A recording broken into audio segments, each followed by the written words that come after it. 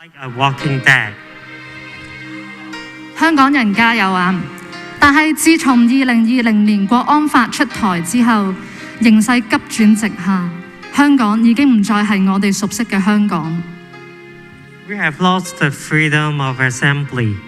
It's impossible to see a large group of people in Hong Kong.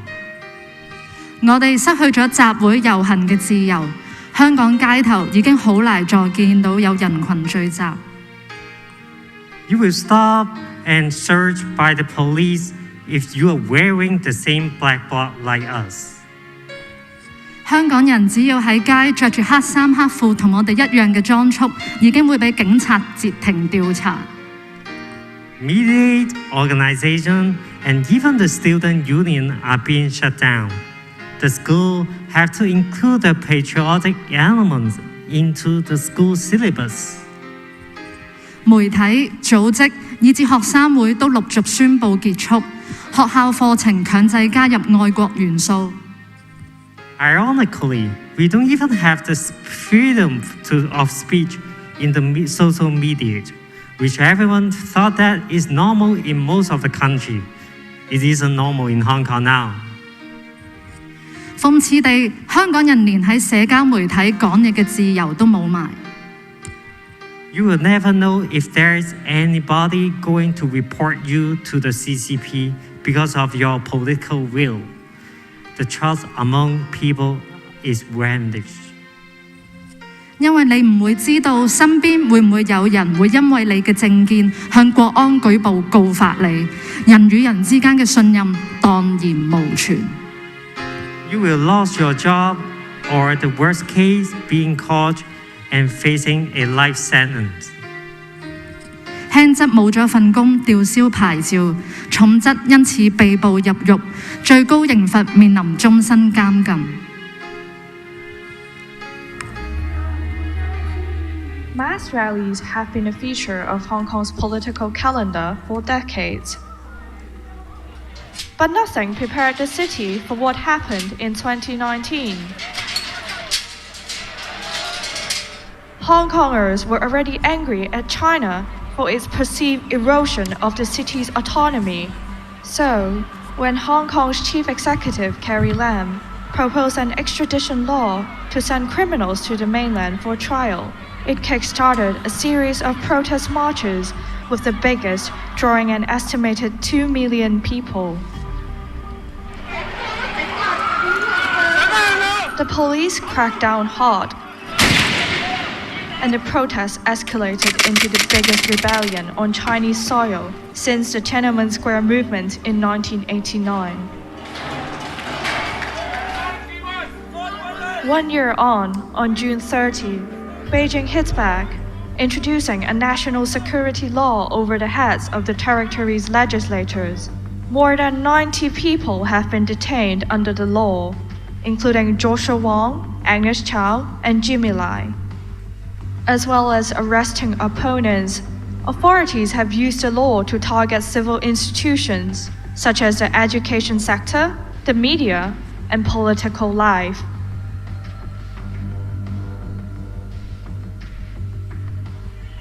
Pro-Beijing politicians like to put some of the blame for the protests on disloyal children who don't understand China.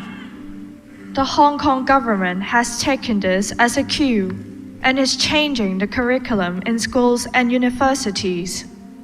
In particular, they have focused on liberal studies, a subject taught in schools to encourage critical thinking. But it hasn't stopped there. The government is investigating hundreds of teachers for allegedly radicalizing their pupils. At least 2 primary school teachers have been struck off the register.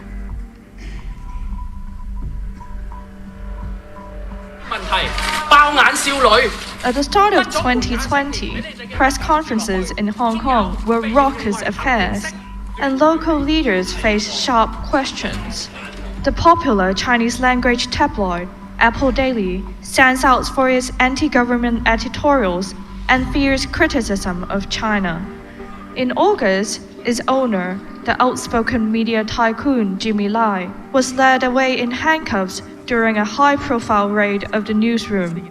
However, it was the November arrest of Bao Choi, an investigative journalist from public broadcaster RTHK, that really spread fear through the local press pack. She is being charged with making false declarations for taking the wrong box on a government database. Critics say using legal technicalities is a tactic often used in mainland China to silence criticism.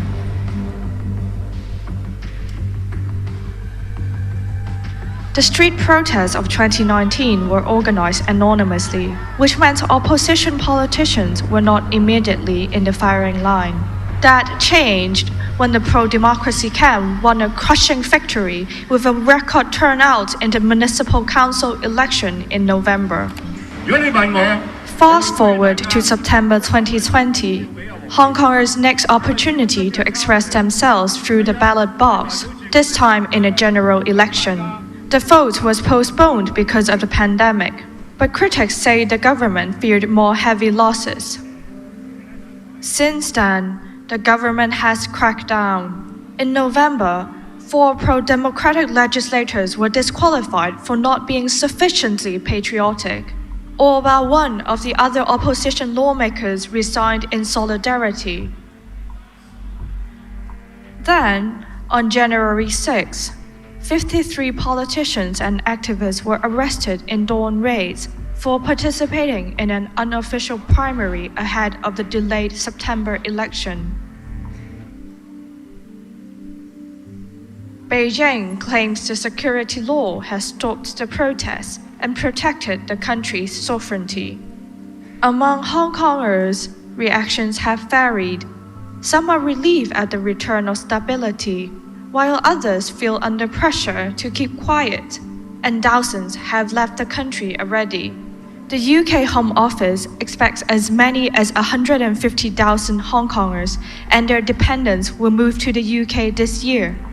There is, however, one pillar of Hong Kong civil society that has mostly been left alone: the legal system. Judges have faced criticism from pro-Beijing media and Chinese authorities, but as yet there have been no official attempts to undermine court decisions. The rule of law, a key aspect of what makes Hong Kong an attractive place to do business, no longer appears quite as impregnable as it once did.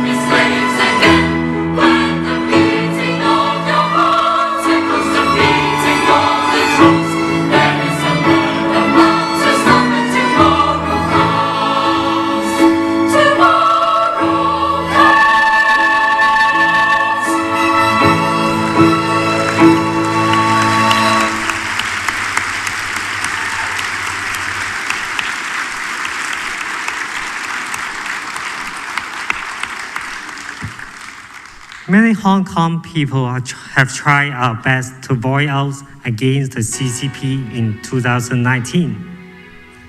2019年有好多香港人已經好努力去反抗發聲， Especially for the young generation. They even sacrifice their life, their future to protect Hong Kong. 特別係一班年青人，佢哋用自己嘅生命放棄前途同埋將來去捍衛香港。 However, Hong Kong people are helpless now under the national security law because of the ambiguity. We don't know what we can do to change the situation. 但係自從國安法出台之後，香港人非常無助，唔知道可以做啲咩去改變，非常無力。 No matter you are Hong Kong people or not, we, Hong Kong, do need your attention and support. 無論你係唔係香港人都好，香港都好需要你嘅關注同埋支持。 The more people who support Hong Kong and give pressure to CCP, the less will CCP do the harm on Hong Kong. 越多人關心香港向中共施壓，中共就唔會夠膽為所欲為，任意去繼續破壞香港。 Everybody in this world deserves the right to embrace freedom and democracy. 世界上任何一個地方嘅人都值得擁有民主同埋自由。 What happened in Hong Kong today, we do not want to see what happened in other places. 今日發生喺香港嘅事，我哋唔希望都會同樣發生喺其他地方。 CCP has already influenced a lot of countries. We should all unite to fight against CCP in order to protect the universal value and our beloved homeland.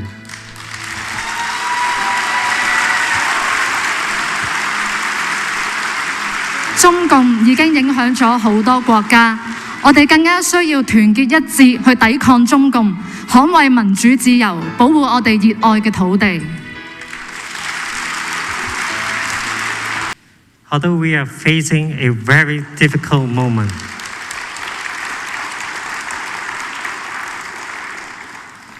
we do believe that one day we will walk out of it.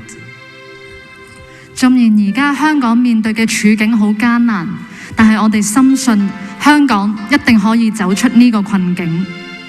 We shall continue to improve ourselves and be prepared in our own roles.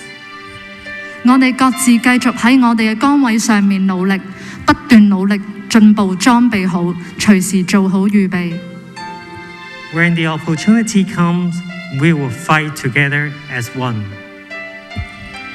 當時機一嚟到嘅時候，和理非同勇武，大家一齊同心抗爭，不分化不割席。 We will liberate Hong Kong one day unless we give up. 只要唔好放棄，我哋一定可以光復香港。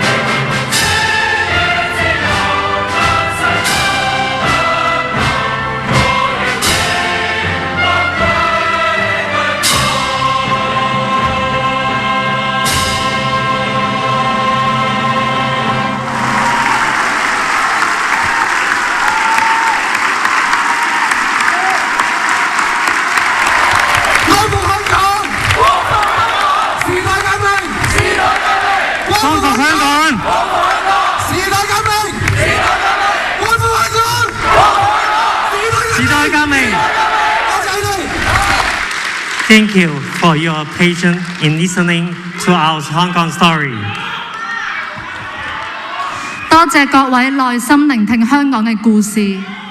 We do believe that we can see and hug each other without the bad black blood one day.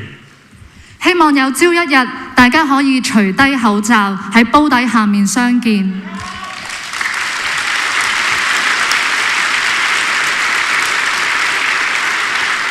The next session with the guest speaker will begin shortly. Thank you, everyone. 光復香港！革命！光復香港！光復香港 Liberate Hong Kong! Liberate Hong Kong! 多謝各位。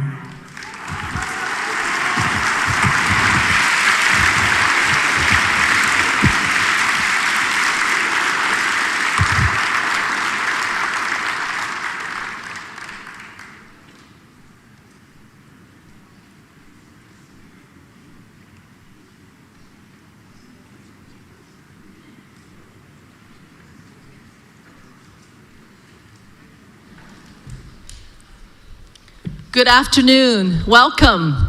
I'm Anna Chang-Kramer, Vice Chair of the San Mateo County Republican Party. Thank you. Thank you.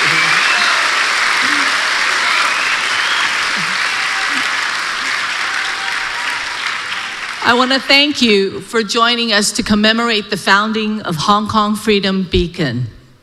And I want to thank our volunteers from SMGOP in red t-shirts that came to help. So if you need some help, reach out to them.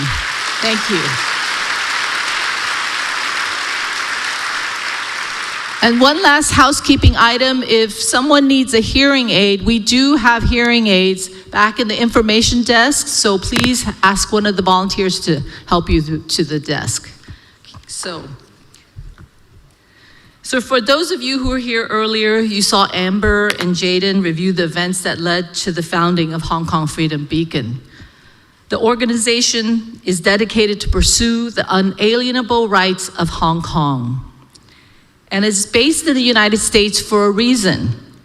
Its work here directly impacts freedom around the world as the Chinese Communist Party, the CCP, seeks to dominate the world by destroying the United States from within.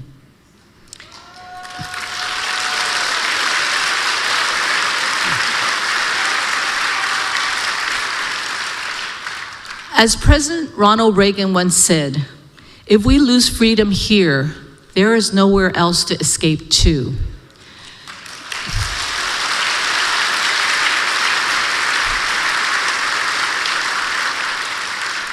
So for someone like me who immigrated from Taiwan when it was under a dictatorship, those words resonate.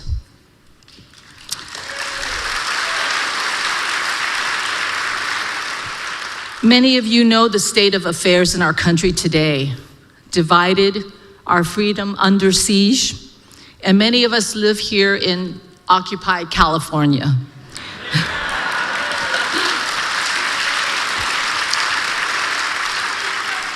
To fight back and regain our freedom and liberties, we must support the courageous individuals who are here to speak to us today. And we must put our faith in God.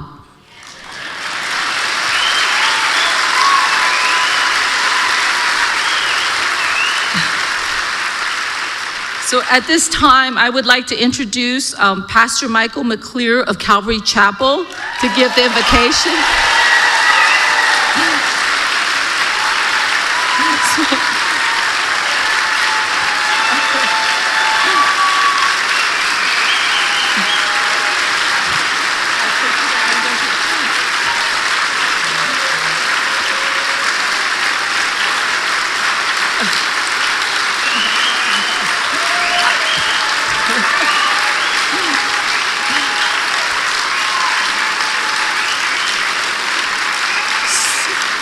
So I guess he doesn't need an introduction, obviously, but for those who don't know, Pastor McClure kept his church open throughout the pandemic.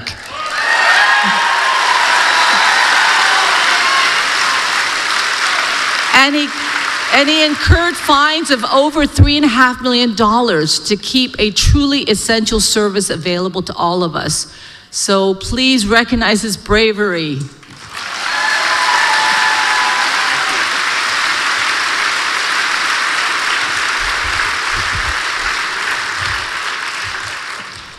It's great to see so many patriots in a room.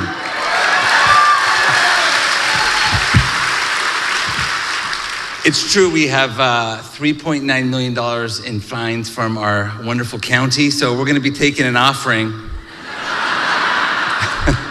No, I don't think we're gonna have to pay those things. You know, one thing I've realized through the court system and even the county lawyers and all these wonderful people who are doing their job, they don't know American history. They don't understand what made America great. And I'll ask the judge, I'll ask the lawyers, who came here on the Mayflower? And most of them don't know. Most people don't know who came here on the Mayflower. And it was a church group, and they were fleeing really persecution, looking for a land in which they can worship God freely. So then you have the Mayflower Compact, and then you have the foundation for what we see in America through the church of this great piece of paper that we've been under for 250 years, this great Declaration of Independence that's brought about the Constitution that makes everyone who's here the ability to become an American. That's what it is. It's people from all over the world. We're here because we're wanting to worship God freely. You have the choice. And you know, this is what made America great.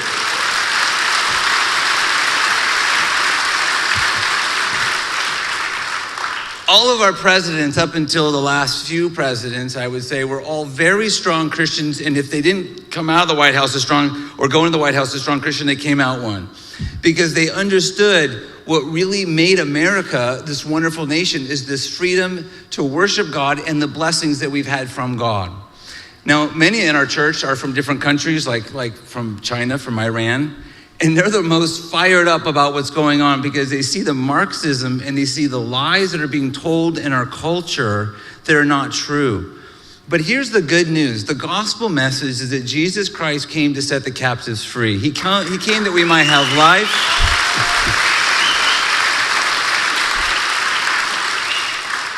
He came that we might have life and have it more abundantly. And so what really makes America a wonderful place to live is that people have the freedom to believe and to choose. And you know, we have the Nuremberg Code, we have the First Amendment, we have what Paul says to the church in Corinth, our body is a temple of the Holy Spirit. So what we see with the forced vaccinations to all these lockdowns and all the controls, it's taken away people from worshiping God. And that's what we're here for. We're here to worship God. And so I'm so glad that you're here, of course, to hear from Mike. My name's also Mike, so you're here to hear from. But we have been open. It's been wonderful to see. We've had many people put their faith in Christ. We've had over 400 baptisms, and we've seen God do a work in many people's lives.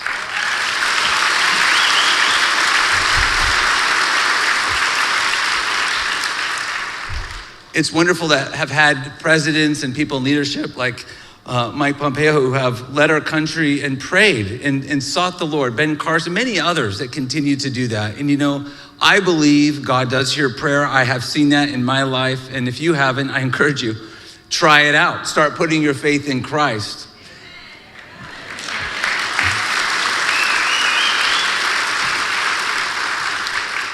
Here's what Jesus has to say about really the foundation for all of our country, and all these documents come right out of the Bible, and he says this: if you continue in my word, then you will be my disciples indeed, and then you shall know the truth, and the truth shall set you free. True freedom in the West has come from this book, this amazing book called the Bible, and it's changed the known world, and it's continuing to change hearts and lives, and he can do it for you too. Shall we pray? Lord, we thank you for this evening. We thank you for our special guest. And I pray, Lord, for anyone here today that maybe they're looking for a free nation. Lord, they're looking for someone to give them that openness to live a life that's free. We thank you, Lord, that you've come to set the captives free. Lord, we thank you that our country has stood, Lord, for the things that we celebrate here today, that freedom that is founded in you.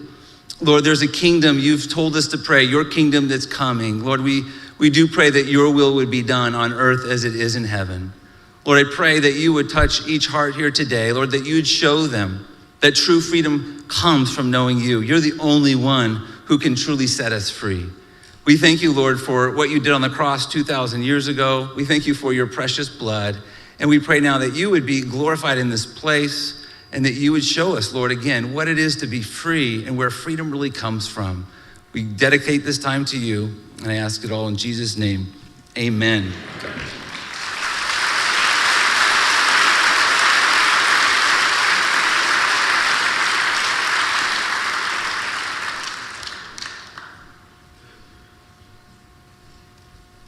I'd like to invite Peter Kuo, Vice Chair of the California GOP here, to lead our Pledge of Allegiance.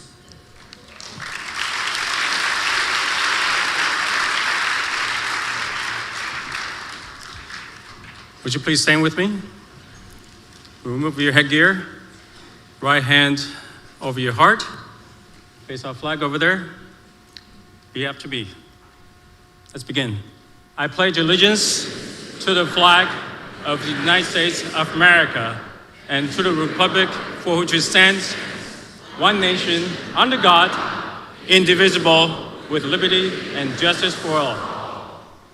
Would you please remain standing? I would like to invite my good friend Raymond, a fellow Republican and conservative news talk show host.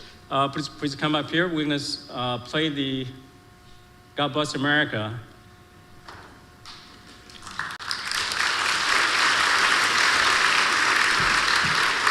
When I was 7 years old, I was faced a question, just like many Asian kids in the household, violin or piano.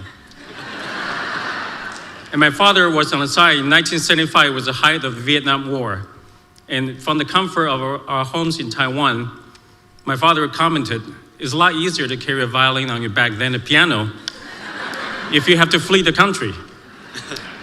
We never thought 7 years later, the White Terror in Taiwan caught up with my family, and we had to leave Taiwan in a big hurry. And not this particular violin, but I left Taiwan with the only possession I have, a Suzuki violin. And what's going on in Hong Kong a year ago is very similar to what happened in Taiwan 40 years ago. And what happened in America in the last election is very similar to what happened over Asia 40 years ago. That's not that happened.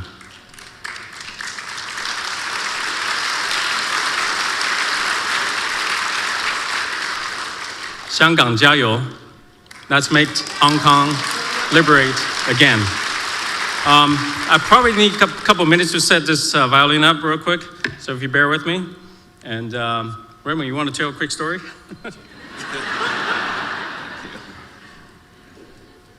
I came from Hong Kong too, many years ago. I love America, but I also love Hong Kong.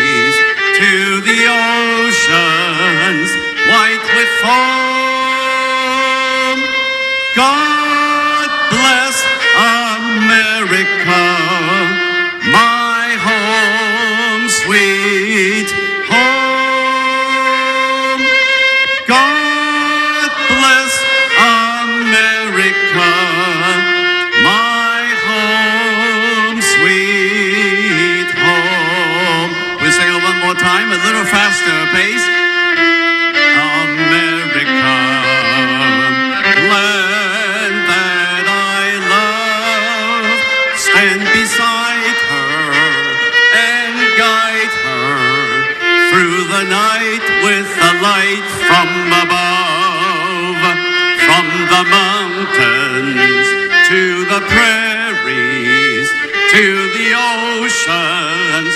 white would fall.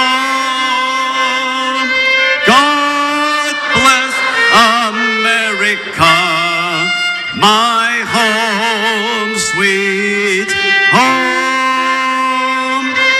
God bless America, my home, sweet home.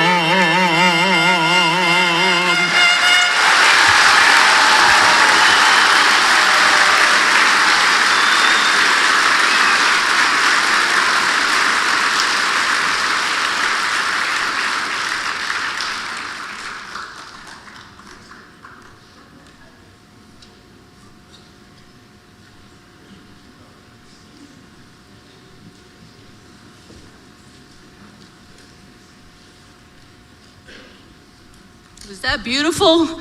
I love that song. So when I was assisting Hong Kong Freedom Beacon with the organization of the event, we looked at several venues, and we were concerned about the vaccine passports and the mandates throughout our liberal Bay Area counties and how that would affect our attendance. So we were very fortunate to have met Neil Mammen, president of the Values Advocacy Council,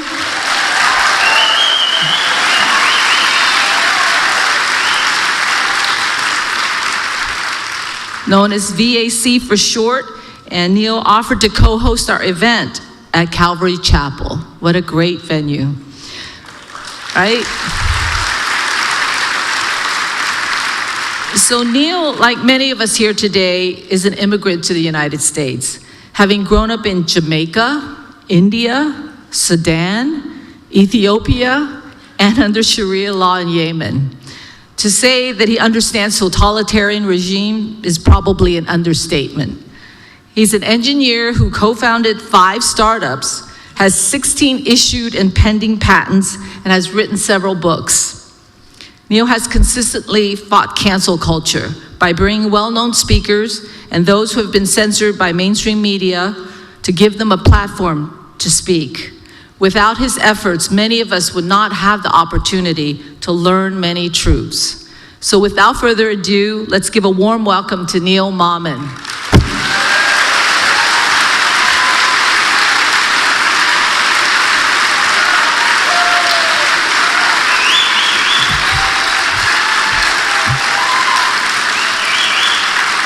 Weren't we just here yesterday? Thank you. I'd be remiss. There's a very special person in the audience here today. Many of you think that I founded the VAC. I did not.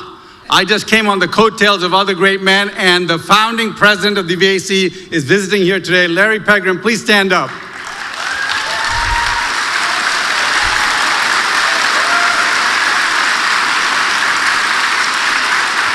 The reason we have a VAC is because he struggled through the first 13 years of the VAC and kept it alive. So thank you, Larry. Whenever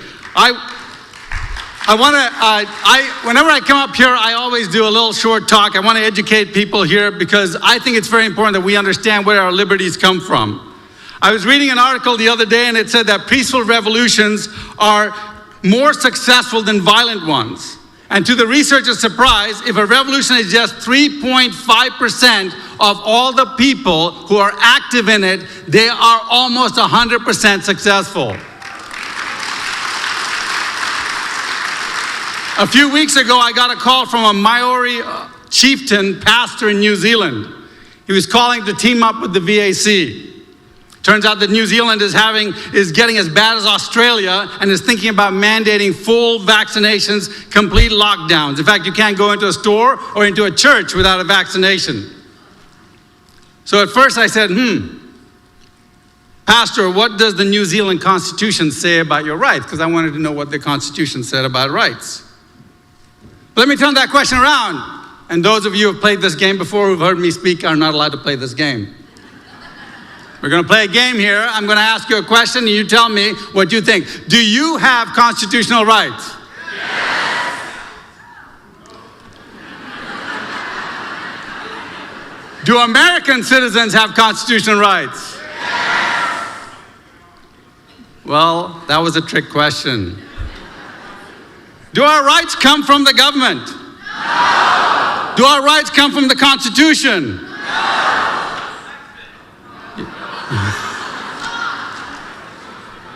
You see, what would happen if what are the dangers if the rights came from the government? If rights came from the government, then government could legally, ethically, morally, and justly take away those same rights that they gave you, and sometimes they'll take it away for you for your safety. In fact, it's always for your safety. So let me ask you this question again. Does the Bill of Rights give you rights?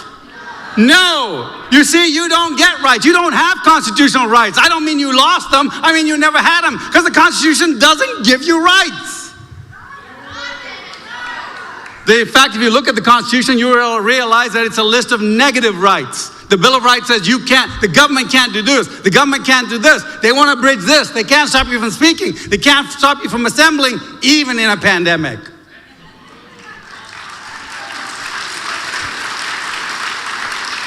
So rights don't come from the government. Can I give myself rights? Can I go around saying I'm emperor, you have to worship me?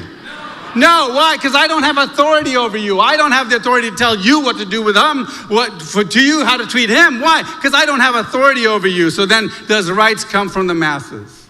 No. Many people on the left think that rights come from the masses. They say, yeah, we vote for rights, and here's how you get rid of that silly idea. You say, okay, so if rights come from the masses, did the slaves get new rights when we freed them? Did they get rights that some nice white people gave them? No, the truth is they always had rights. But these rights were constantly being violated, and it wasn't until the state and the majority recognized those pre-existing rights, then justice was restored.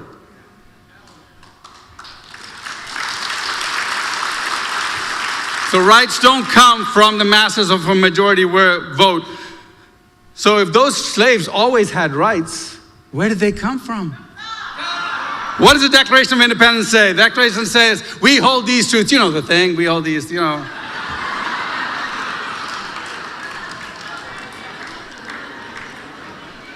If rights come from God, Declaration of Independence says, we hold these truths to be self-evident, that all men are created equal, that they are endowed by their government, by themselves, by some nice white folk. By their what? By their creator with certain unalienable rights, and amongst these are life, liberty, and the pursuit of happiness. So rights come from the creator.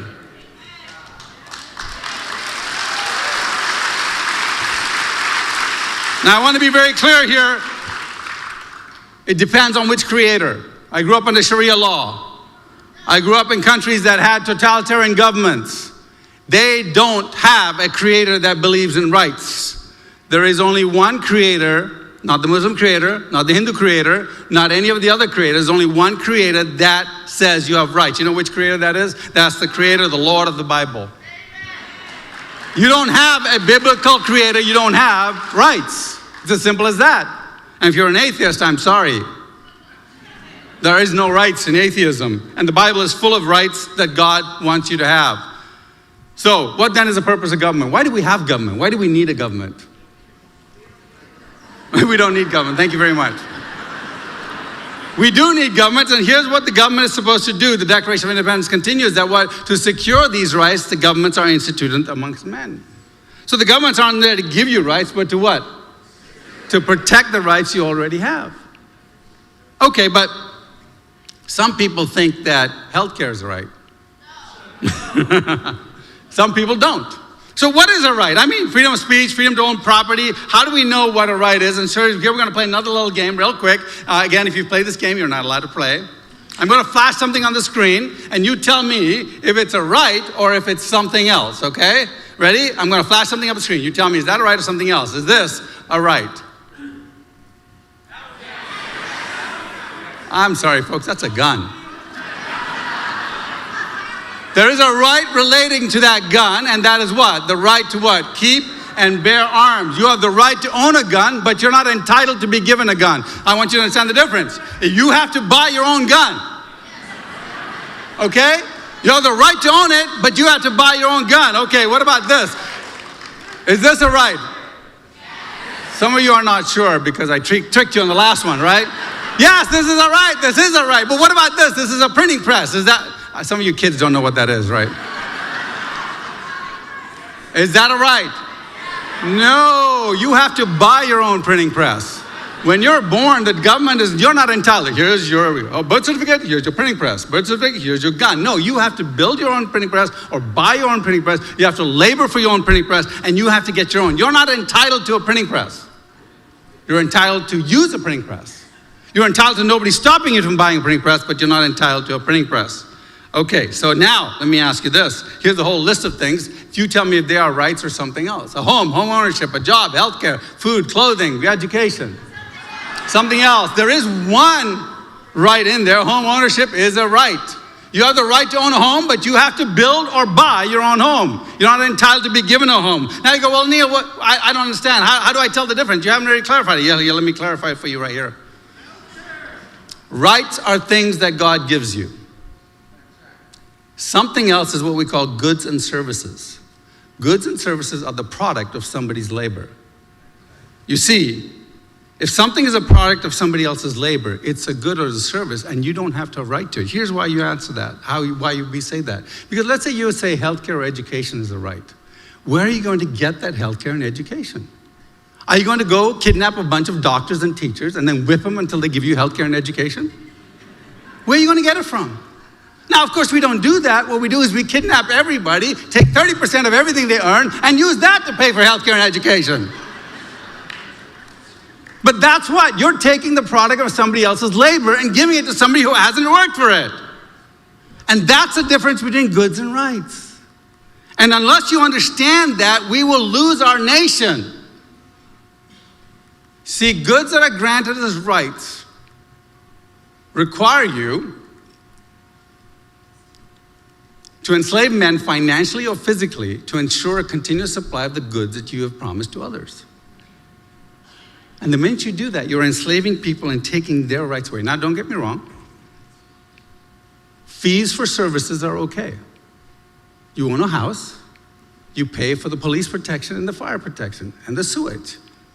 But today, property taxes are not fees for services. Property taxes are taxes that they're using to pay for others' education and health, right? Now, I don't have time to go into it, but where do we get all that? Where do we get our health care and education from? We get it from charities. Goods and services need to be provided by charities, and charities do an amazing job of doing that. And just for a little thing, somebody said, well, are you saying that your church can take care of the poor? I said, yes, they can. He said, how can they do it? I said, because last year the church gave over $400 billion to charity.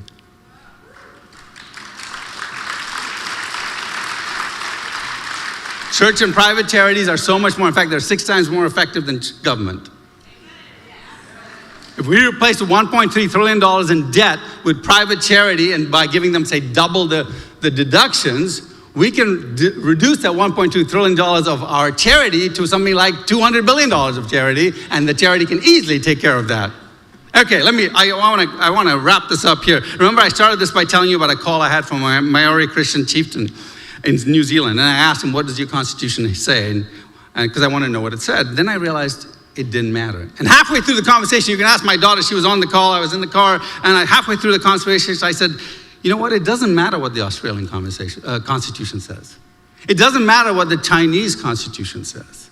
It doesn't matter what the Hong Kong constitution says. It doesn't matter what the New Zealand constitution says. It doesn't matter what the American constitution says, because your rights don't come from the constitution.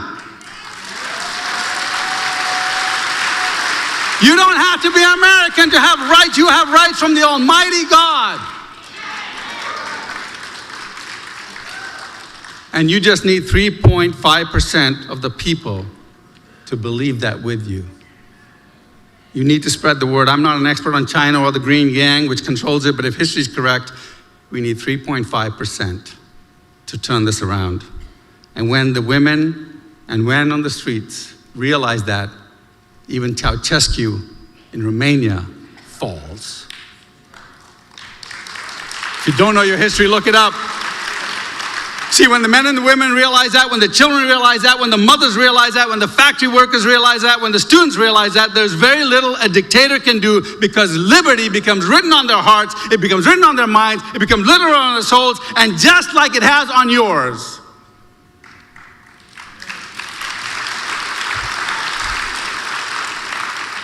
and never give up. Never, never give up. Never, never, never give up. Never, never, never, never give up. And I want to end it with this. Liberate Hong Kong. Liberate Hong Kong. Liberate Hong Kong. Liberate Hong Kong. Liberate Hong Kong. Liberate Hong Kong. Liberate Hong Kong. Thank you.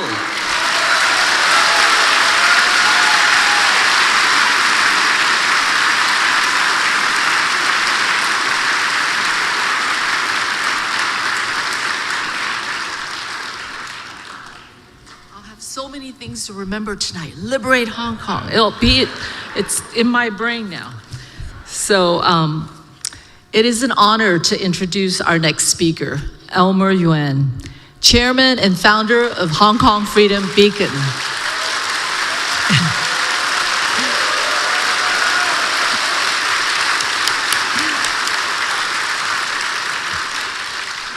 He's also affectionately known by many of you as Yuen Baba.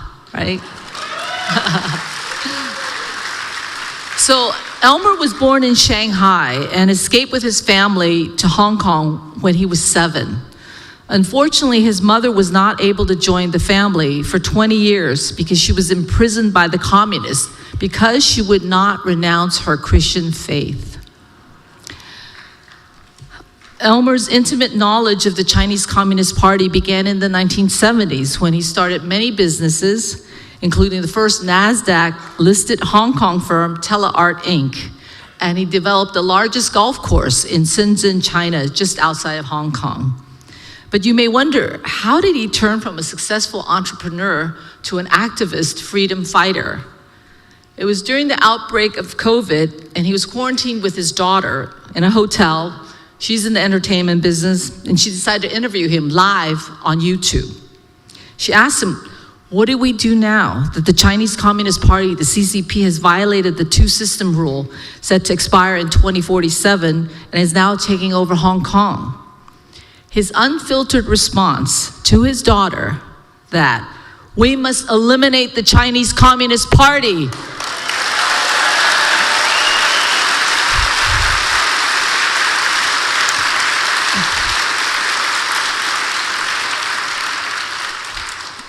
So his response went viral on social media, and he became an instant icon, a beacon of hope and freedom for all those around the world who are fearful of the Chinese Communist Party's sphere of influence.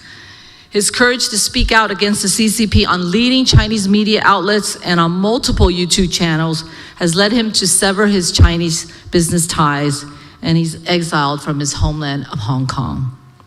Please join me in welcoming a man of tremendous courage, Elmer Yuen.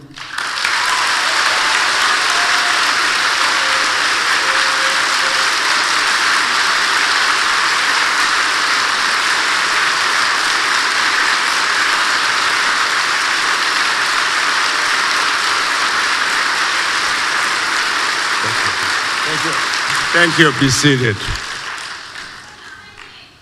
Liberate Hong Kong. Revolution of our times. 光復香港，時代革命。That I leave it to the secretary. It all came 1.5 years ago in Hong Kong. I wanted to visit my kids before I came to Washington, D.C. And by accident or what, I saw a YouTube by Secretary of State when he formed the Commission for Unalienated Rights. It was about about 2 years ago. And it sounds very strange, it sounds very strange. And so I was watching it. And also, after I came to Washington, I went to their first anniversary. Also by accident, totally by accident. I mean, we Chinese don't really understand rights. We always believe when you have money, you have rights. So, seriously, I mean, we can buy power, we can buy freedom, we can immigrate, and we can do everything with money. So why do you need to have rights? This is common belief, very common.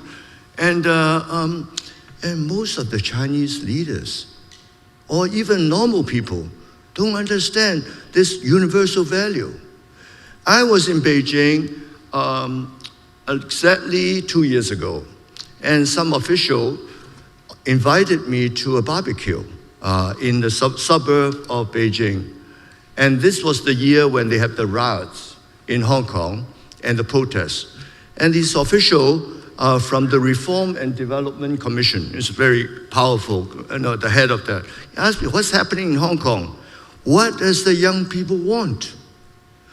And I, of course, told him freedom, rule of law, and democracy. And he said, this is not real. That's what he told me. This is not real. And I suddenly woke up. None of these communist people understand what that is. Because in our family education, we don't talk about universal value. In our schools, we don't talk about it.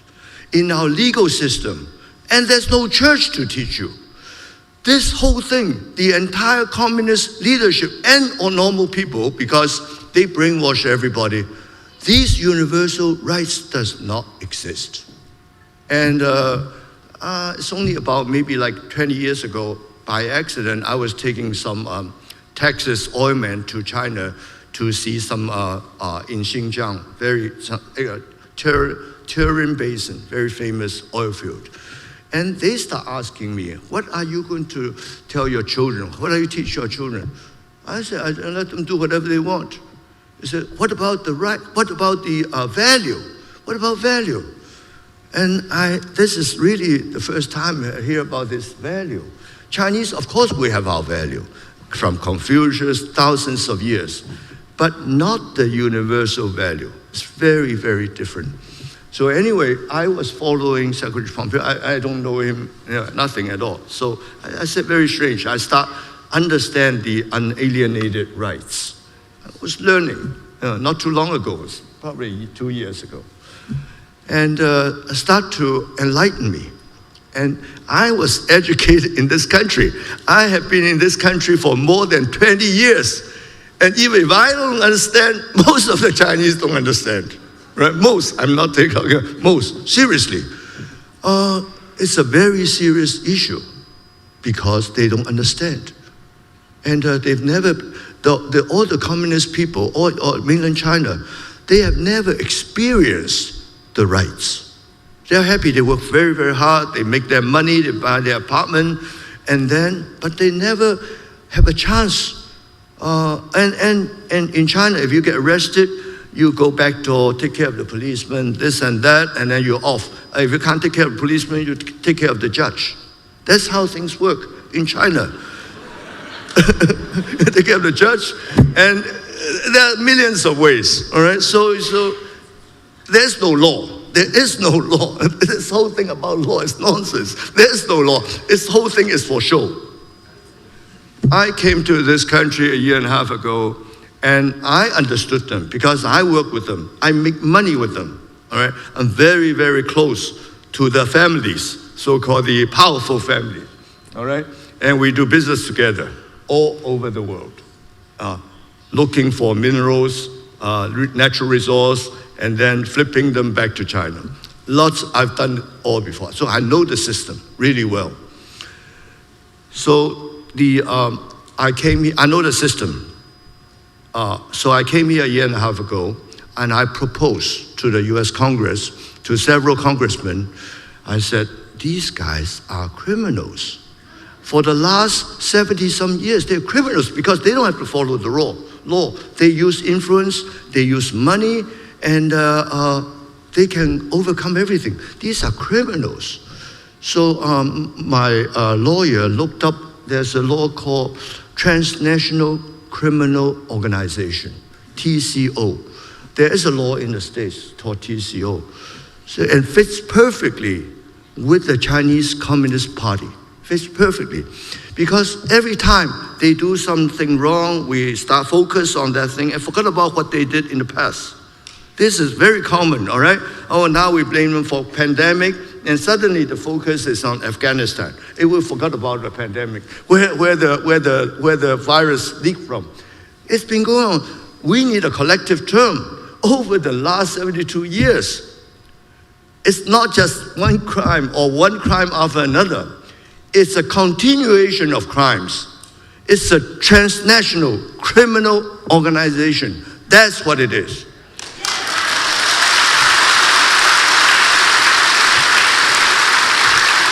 Taking Hong Kong.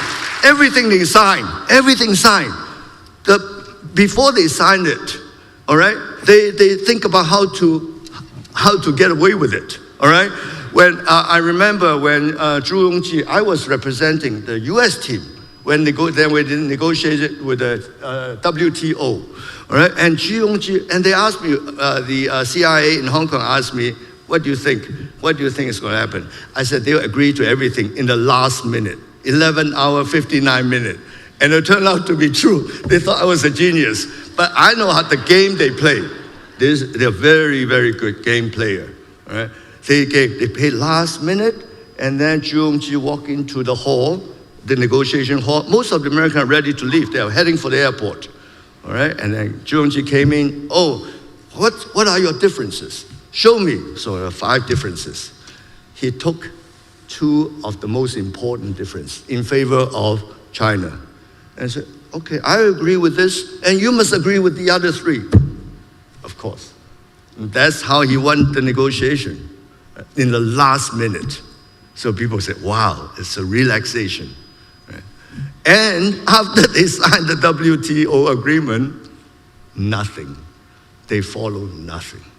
And after Zhu Yongji signed, ordered to sign, the Chinese became very miserable. How can we follow these terms? They are too hush. Zhu Yongji said, agreement is a dead object. We are alive, meaning we can manipulate. That is their way. That is their way. Hong Kong, Sino-British Joint Declaration. First day, they all planned to take over Hong Kong, all right? And everything they promised, now, of course, now we know, means nothing. You cannot deal with such people. You have to decouple with them. There is no other way.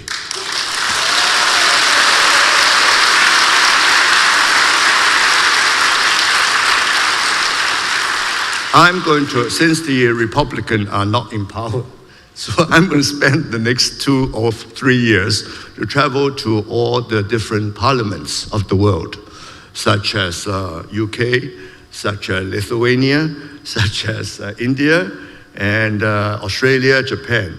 I'm going to convince them that they have to discuss about the transnational criminal organization. And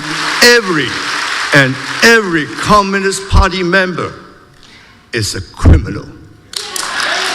Unless they resign right away and confess what they've done wrong and ask for forgiveness. Total criminal. We have quite a few of them in this country, especially California.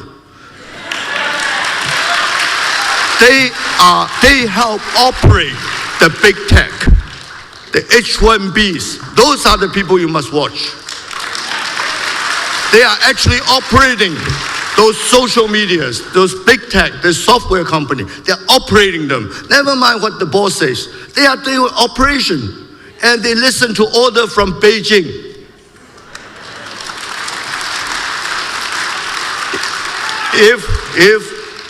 If Donald Trump had another term, and if the secretary is still in the Department of State, I think all this would change. You know, after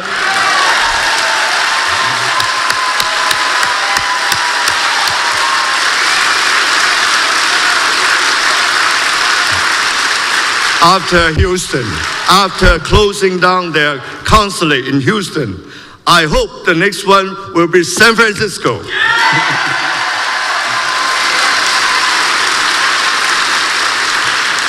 So anyway, we have to wait. We have to wait. And I hope I can help. This is California. I can help to organize California. Nobody believes California can win. I want to show the GOP, CAGOP. It's not that hard.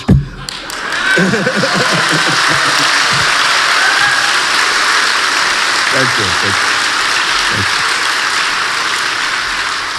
So anyway, I'll be traveling and I'm going to talk to different parliaments that the sovereignty of Hong Kong does not belong to China.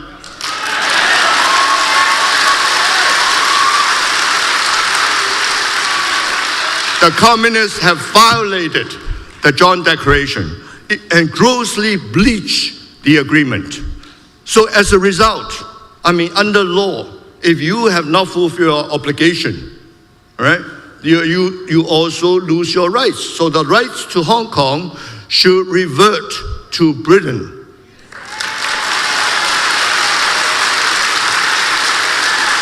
And I must say here, the British were cowards. They did not stand up to the Communist Party. They gave Hong Kong people away. And we want it back. We want a referendum in 1997, all right? Based on the residents of 1997. Those are the 香港人, Hong Konger, Hong Kong Yan, we call ourselves. And those people should have the rights to determine their own future.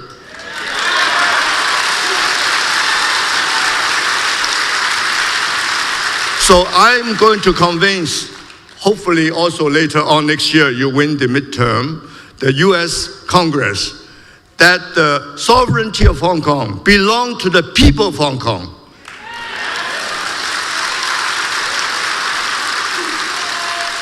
And of course, we must get rid of the transnational criminal organization.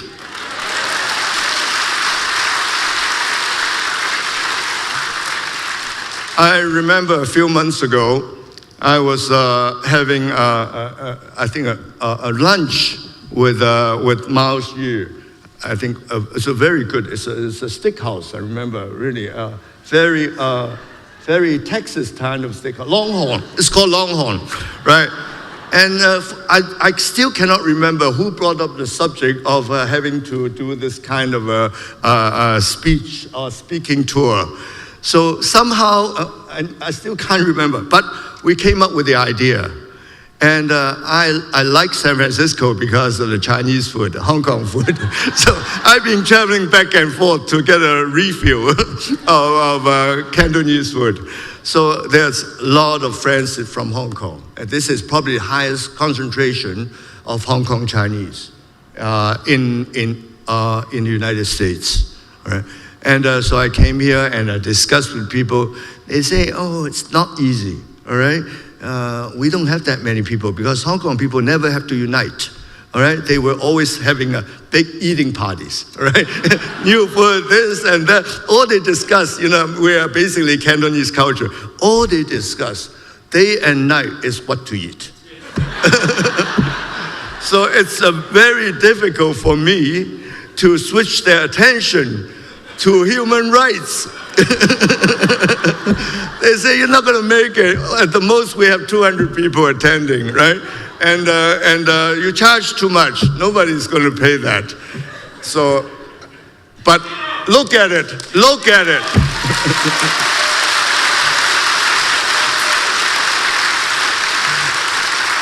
This is not the last time. This is not the last time. We will win. We will beat the hell out of them. This California is heavily, heavily infiltrated, up and down, left and right. So it's a very, very serious situation. We need to do something. Even though I'm not even American, I'm not even a resident, I'm still on my visa, on my but I can see it. I've lived in the States total 20 years. This is like my home. I have 6 kids out of 6, 4 are have American passport. So it's like my second home. So anyway, maybe I speak a little too long. So I need to, I need to introduce Mao Xu. And I want to thank you for your support.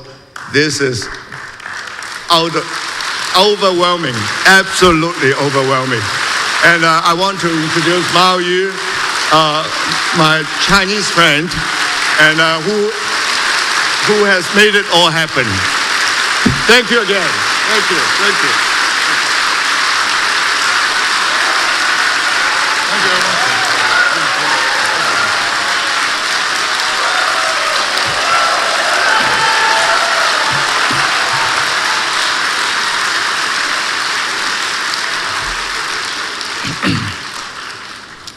Thank you, Elmer. That was very inspiring. You know, freedom's cause without Elmer Yuen is like a revolution without music, so it's going to be very boring.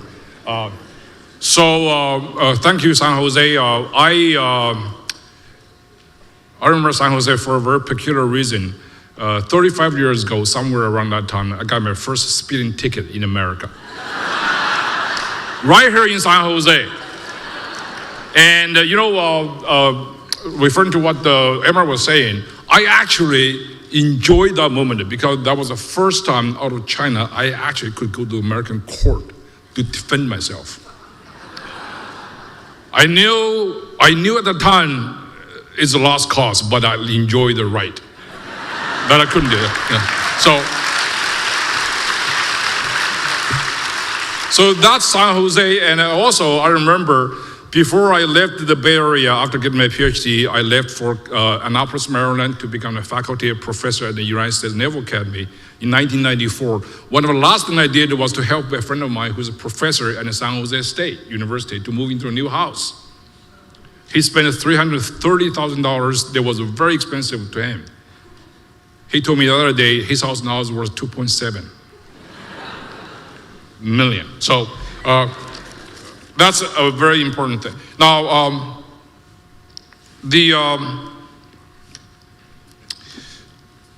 I have prepared a speech, but in the interest of time, so I'm going to basically cut down some of the stuff. I just read some of the relevance over there. And thank you for the warm welcome, and I very much appreciate it. And I appreciate it all the more because, in all honesty, I never expected to be in front of the big audience like this, giving remarks on a Sunday afternoon. I'm sure that the policy wonk isn't your type of guest either, but you made me feel right at home, so thank you. When I speak publicly at the events like this, it's normally a part of my job as a professor. Being at a church makes me think of the advice I also give to my students, and that advice is in order for something to be immortal, it doesn't have to be eternal. I'll start with some background. I came, like many of you, I'm an immigrant. I was born in a remote area in Anhui province in eastern China. I grew up in Chongqing during the Cultural Revolution. My son was born in the USA, and I often tell him stories about what life was like then. But it's hard for someone who's only known American freedom to understand. When I was a little older, I came to the US for college, and in the late 1980s and early 1990s, I spent 7 wonderful years in East Bay at the institution called the University of California at Berkeley, getting my PhD.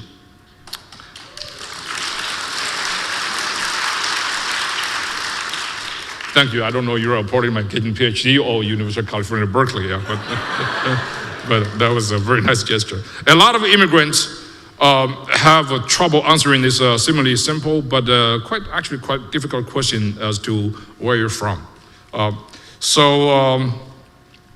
Questions of where you're from is because I've lived in a different country and in different states over the several decades in the United States. But I always say that I'm from around here in the Bay Area. That's because I truly discovered myself and what I value during my time here. People joke that where I went to school is so woke that it's basically the People's Republic of Berkeley. But Berkeley taught students from the People's Republic of China about freedom and how precious it is.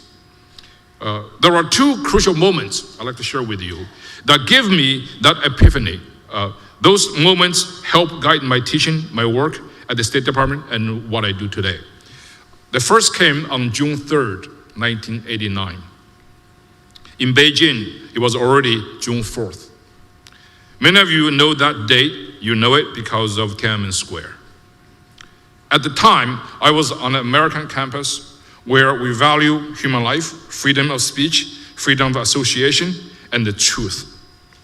What I witnessed, the Chinese Communist Party government slaughtering anyone who represented the hope of a free and a democratic China. The man responsible was the West's favorite communist dictator, the so-called reformer, Deng Xiaoping. You know, Pat Buchanan had a very different name for him that I like very much. Buchanan called Deng Xiaoping a chain-smoking communist dwarf. To me, the massacre meant the end of illusions about the Chinese communists or its phony reforms. At Berkeley, I stopped thinking that there was any moral ambiguity about the CCP. I also stopped thinking about any moral ambiguity in the United States. Here, I saw Americans, whether they were born in this country, in China, or anywhere else, living side by side as equals, prosperous and peaceful. I decided that this is home. I've never looked back or changed my mind since. The second moment came a year later on July 20th, 1990. That was the day I flew back from Warsaw, Poland. The Iron Curtain was coming down. The Polish anti-communists had won. The Solidarity Party's Tadeusz Mazowiecki became their first democratically elected prime minister. He had invited activists to go to Warsaw to exchange views and map out the pro-democracy movement's future. I was lucky enough to join and to represent Chinese students from the United States. I had grown up under communism, but I then got to see the first days of what life would be like for people who were living behind it, who were leaving it behind. It was really amazing to witness. But the moment came after the conference. Sitting next to me on the plane back was the retired American professor. He kept lamenting the fall of communism and how much he disliked the United States, his own country. Now, we say he was woke. I can't remember if I was in a window or an aisle seat, but I couldn't get away. So I argued with him. I defended the freedom and the United States and cheered the downfall of communism in Europe.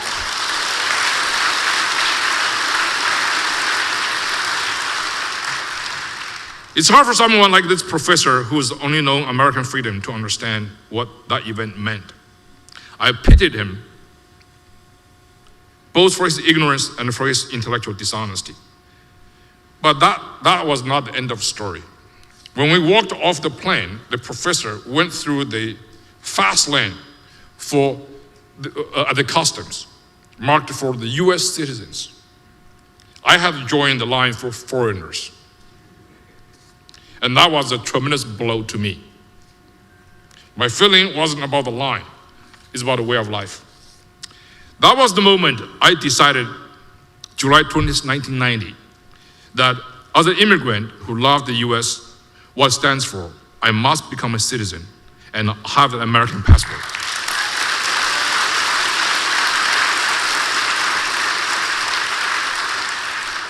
Again, it's not about travel convenience.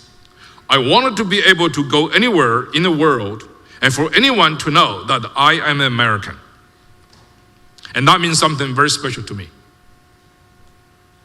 I wanted to devote my energy to this country and make sure that this nation does not fall into the hands of people like that self-loathing professor.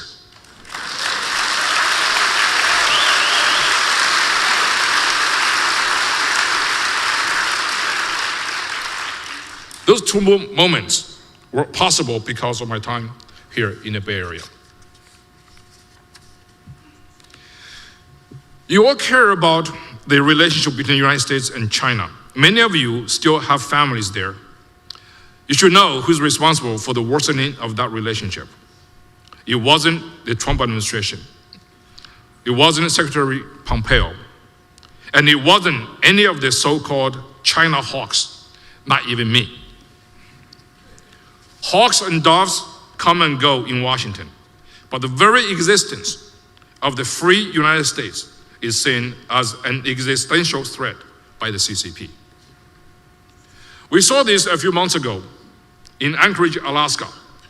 Politburo member Yang Jiechi and his subordinate Wang Yi lectured America's current Secretary of State and National Security Advisor. They didn't focus on specific policies. They lambasted and blasted the entire American democratic system as inferior to China's Marxist, Leninist, communist system. That kind of Cold War rhetoric is right out of the debates between Soviet leader Nikita Khrushchev and Richard Nixon in Moscow back in the 1950s. Today's Blame America First crowd says the Trump administration is responsible for worsening relationships. They are ignoring reality. I'll close my remarks with one thought. I recently attended a meeting where a former senior official in the Obama administration said that under the Trump administration, we had a China attitude, not a China policy. That's not true. We had a China policy with an American attitude based on American values.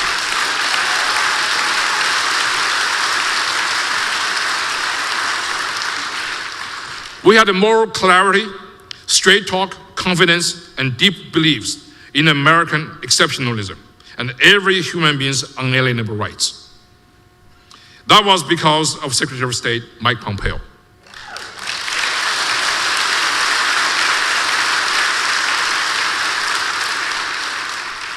No communist would have gotten away with lecturing him.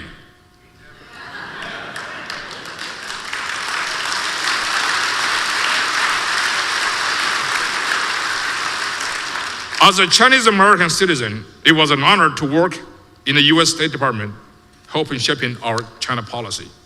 It was an honor to make the case for freedom and democracy, causes that people like Elmer, Yuen, groups like the Hong Kong Freedom Beacon, and patriots like you all believe in so deeply.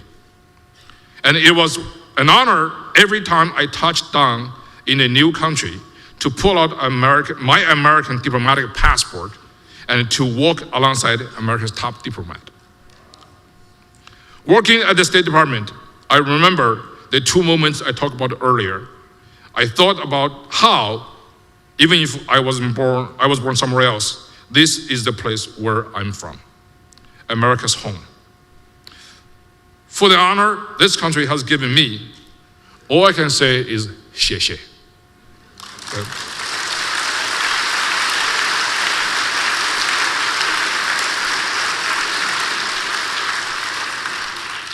And today, I have another honor. I'm proud to introduce the man who led every initiative I just described and under whom I served, Mike Pompeo.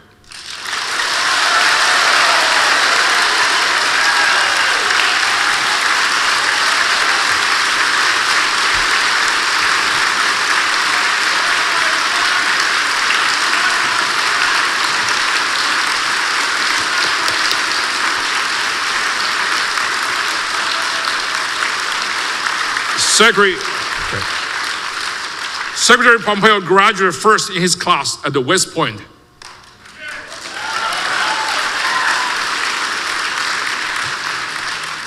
The second best American military college in this country.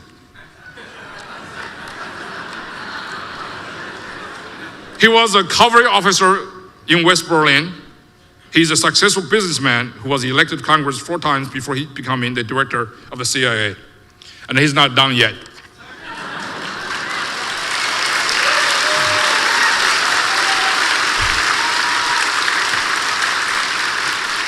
So please join me in welcoming America's 70th Secretary of State, Mike Pompeo.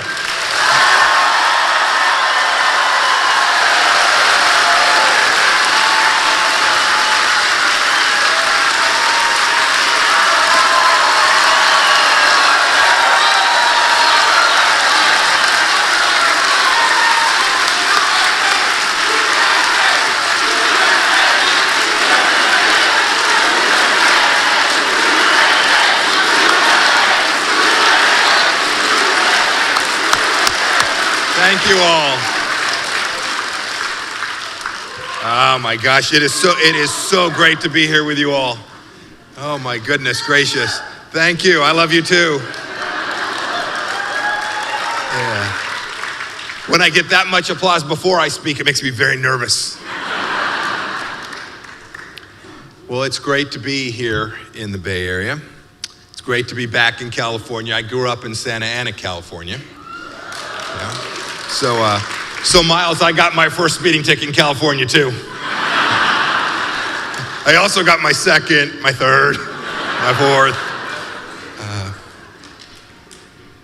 Elmer, I cannot thank you enough for the blessing you have bestowed on me by allowing me to be here today with all of you.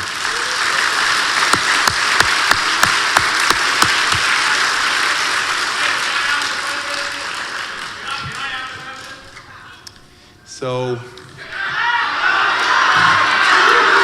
it is an incredible,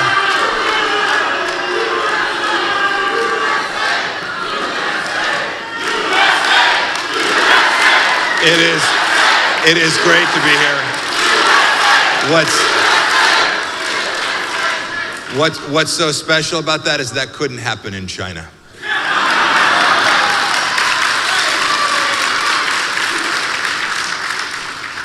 You know, I grew up here under Governor Ronald Reagan.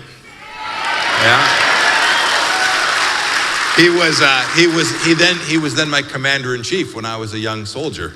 I got to be under his tutelage twice. Your current governor was not amused when I talked about China having infiltrated this state. I was at an event, it was the National Governors Association, and I had declassified a document where the Chinese Communist Party, its military security apparatus, had engaged in a complex activity to evaluate every one of our 50 governors all across the United States of America. You'll appreciate this. They were all sitting there. It was a Saturday afternoon. The Secretary of State was in front of them. They weren't paying much attention. And then I said, you know, the Chinese Communist Party in this document I have right here has decided whether you are a friend or a foe, or if they're working on you. You should know every one of them immediately texted their chief of staff, I need that document now. This is a tough place. You all are here in California. I'll talk about this in a bit.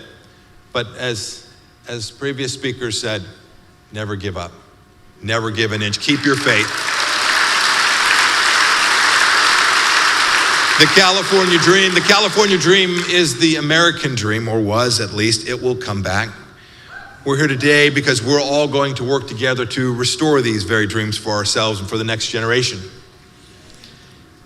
General Secretary Xi Jinping has his China dream. He dreams of a world under authoritarian dictatorship, the totalitarian control of the Chinese Communist Party.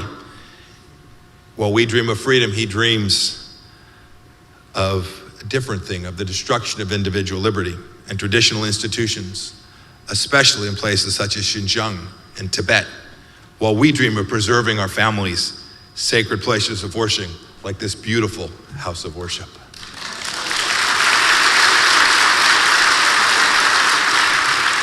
He dreams of stealing the fruits of our hard work in the USA, while we dream of rewarding hard work and good effort. General Secretary Xi Jinping dreams of putting the entire Chinese nation behind an eternal great firewall, while we dream of freedom of expression and free flow of information every day and everywhere. It is especially wonderful for me today to be here with the Bay Area's Asian American community that is so much a part of those American dreams. Whether Asian Americans represent recent immigrants or their great-great-grandparents who came to places here like California more than a century ago, you are some of our nation's greatest patriots. In every industry, in every church, in every community, Asian Americans contribute immeasurably to our nation's way of life. I'll never forget when I spoke about the origins of the coronavirus. And I said that I believed it came from the Wuhan Institute of Virology, and it was suggested somehow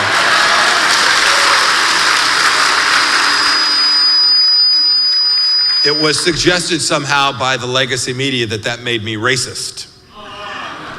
The truth of the matter is I was standing up for the Chinese people and Asian Americans all over our great country who had been decimated. The Asian American community's understood something a long time. Frankly, as Elmer said, as Miles said, I think sometimes you all get it more than those of us who have lived here all our lives. I think you understand that the biggest foreign threat to the United States of America is in fact the Chinese Communist Party.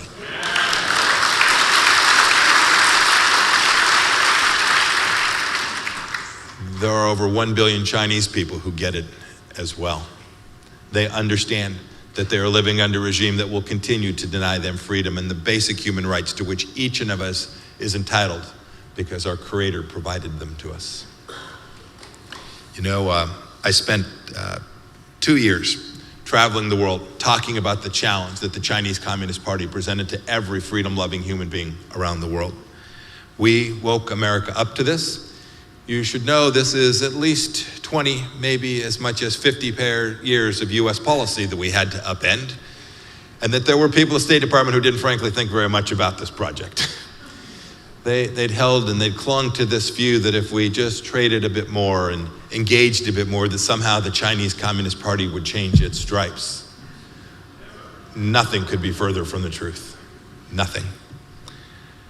I hope we can all have, as a result of this, a candid conversation about how we got here, because I think that's important and where America needs to go to live up to our American dream and to destroy the dream of Xi Jinping.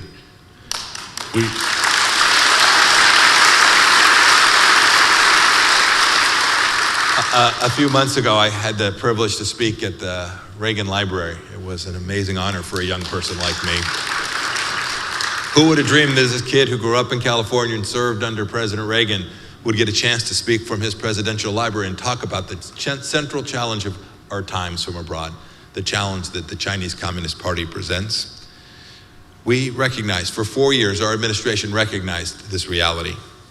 We saw the world as it was and not as we wished it to be. And we focused our entire governmental efforts on this. We made sure our allies understood this risk as well. We did so because we know that America is the greatest nation in the history of civilization, and we want it to remain so.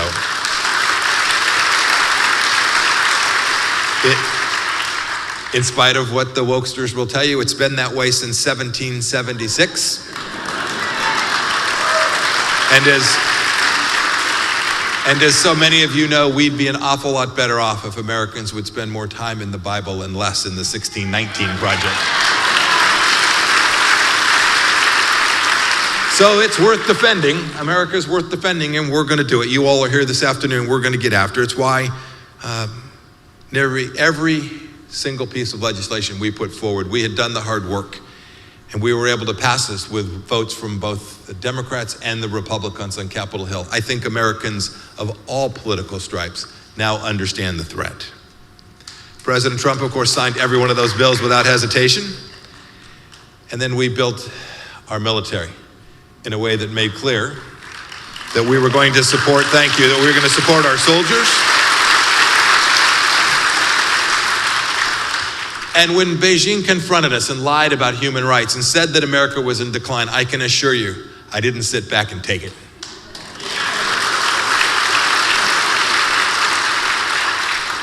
There's no other issue in the United States today that I think can unite people across the political spectrum. I think this is very important. The reason that many of you and your parents, or people like my Italian grandparents, came to America is they wanted to leave behind tyranny. This is something every American can understand. Our vigilance today about China is never about the Chinese people. My goodness, look at my senior advisor, right? An amazing man born in China who came to understand the tyranny and oppression of the party that now dominates that country. That the party cares strictly about the enslavement of its own people with its Marxist-Leninist totalitarian rule. This is totally alien to historical Chinese culture. In fact, the Chinese Communist Party is not only the greatest foreign threat to America, it is the greatest threat to the 1.4 billion people still living on the mainland there. A little story. There's a city from about 30 miles called Burlingame. How many of you have been there? Yeah. It's in San Mateo County. There's a town, it's a little bit smaller, called Burlingame in Kansas, right near my hometown of Wichita in Kansas. It's in Osage County. Osage and San Mateo are very different places. Both Burlingames are named after one of America's finest diplomats and one of the Chinese people's greatest American friends. His name is Anson Burlingame. In China, he was known as Puan Chen. Anson Burlingame was a founding member of my party, the Republican Party, the party of Lincoln in the 1850s. He was President Lincoln's ambassador to China during our Civil War and the Chinese Taiping Rebellion, serving there between 1861 and 1867. Tough years here in America, tough years in China as well. During his tenure, he developed a deep friendship for the Chinese people. He represented the United States with a profound respect and fairness for justice, for transparency. Few other nations treated China that way, but Burlingame worked to block European nations, their imperialistic demands on China, and the bonds he felt with the Chinese people were reciprocated. They appointed him, this is amazing, to head the first ever Chinese delegation in treaty negotiations with foreign nations, hoping to reach a fair set of bilateral agreements with the West.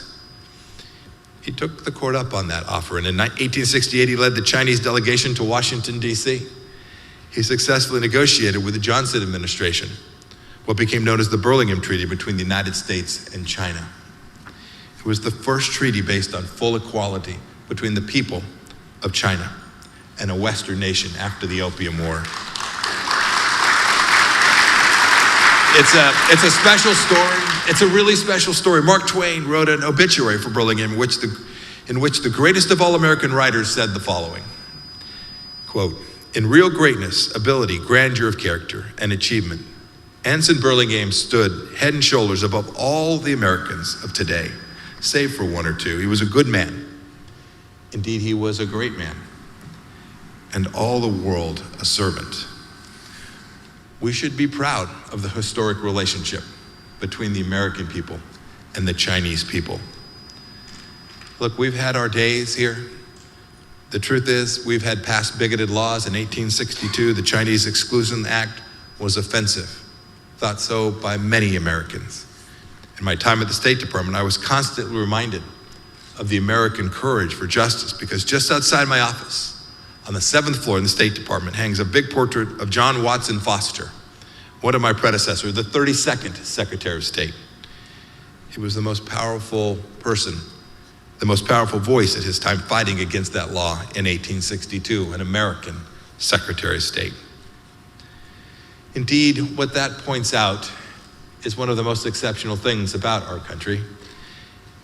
It's our ability to make good on our revolutionary founding promise, that founding promise of equality for every human being who lives in our country.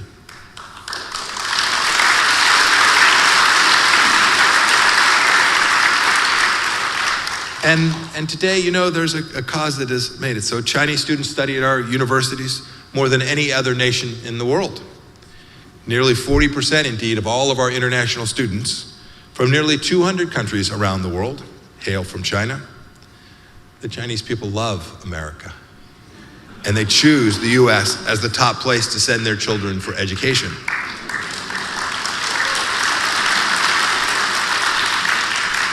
Their professors may think this is a racist country, but they do not. They come because it's the most successful multiracial society on the planet and the greatest country to ever respect the rights that the Lord has given to us.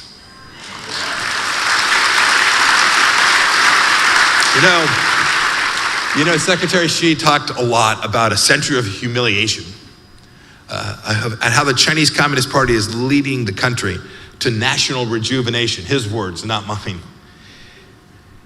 Because it was abused by Western powers. This is his storyline. This is what he tells his people, and indeed told American leadership. But the two stories I told about Secretary Foster and about Anson Burlingame showed that the United States treated China and Chinese people with respect, and that helped build the deep friendship between our peoples. No, the CCP is an ideological party masquerading as a nation. They want to dominate the world. They want to change the way each and every one of you live here in the United States. They tried to convince us that the virtues of America are indeed evil. Don't buy it. Don't buy it for a second. They indoctrinate the Chinese nation with lies about America and about the American people. Look, they have in China an ahistorical paranoia.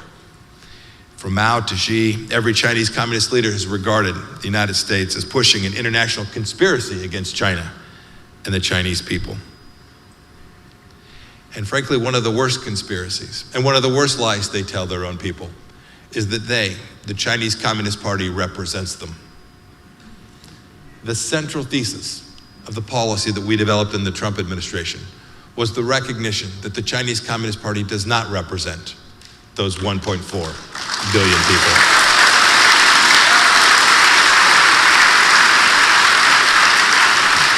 And here's my challenge today. Here's my challenge to General Secretary Xi, if he's listening. I'm sure he's not, but I'm sure everybody else in the entire military apparatus who sanctioned me and my wife and my son. I'm sure they're all listening.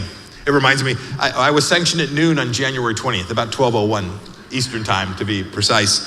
It said Secretary Pompeo, former Secretary Pompeo, is sanctioned and his whole family. And my son is engaged to a lovely young Christian woman named Rachel. And a couple hours later, she called me and said, "Mr. Pompeo, am I marrying into the sanctions regime?" Yes, Rachel, you are. Consult your lawyer. Goodness. Look, here's my challenge to General Secretary Xi. Mr. General Secretary, if you believe you represent these people, hold an election.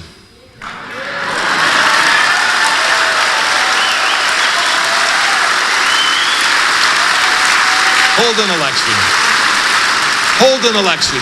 Hold an election in Hong Kong that is free and fair. Hold an election. Hold an election in Tibet that is fair. Hold an election. Hold an election. Let the 2 million Uyghur Muslims out of internment camps and hold an election. Hold an election in Chongqing. Hold an election in Wuhan. Hold an election all across your country. I know who will campaign against you. It will be the Chinese people.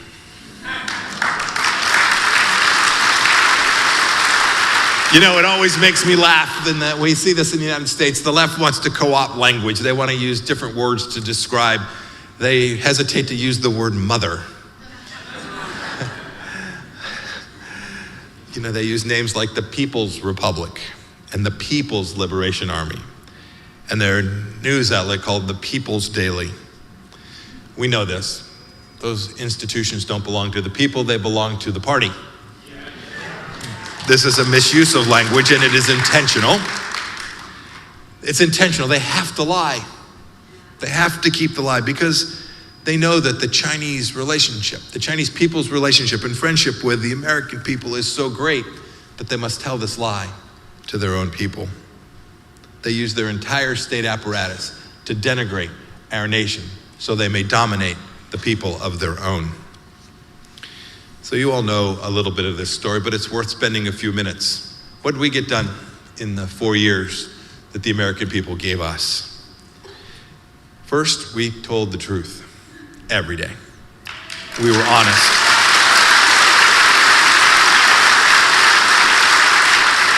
We told the truth that it was an illegitimate regime, a communist party, and what Xi Jinping is not, a democratically elected president. The Chinese communist regime is a competitor, economically, technologically, military, and maybe most important, ideologically. And that the Chinese Communist Party is at war with the United States, whether we want to be at war with them or not. Our most cherished values are at risk, and the Chinese people want and deserve the same freedom that we have. Elmer spoke about the Unalienable Rights Commission. It was something that was on my heart. We, even in our State Department, had walked away from the central understandings of what was spoken about here earlier by the pastor and others, about our rights having been provided to us by our Creator. The State Department wasn't talking about that when it traveled around the world. It talked about human rights in ways that were deeply disconnected from anything I had known.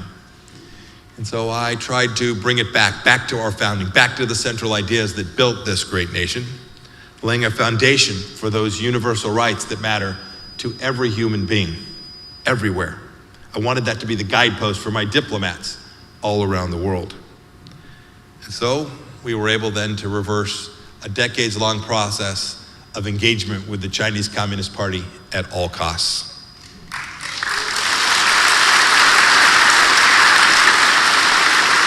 We were candid with Beijing. We demanded reciprocity and transparency. If you're going to have your diplomats spy in our country, we're going to close your embassy in Houston.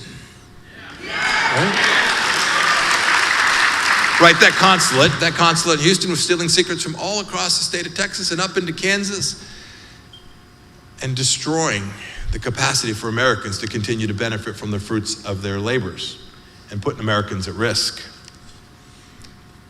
I also had the incredible privilege to consistently, and everywhere I went, meet with Chinese dissidents, brave men and women. Some of you are here today who survived Tiananmen. I met with men and women who survived Beijing's attacks on the Falun Gong and who escaped Tibet. We spoke up for persecuted churches all across China, Christians, people of every faith trying simply to live out their life. And when senior Chinese Communist Party officials violated their obligations to a UN treaty and destroyed Hong Kong's freedom, we sanctioned them.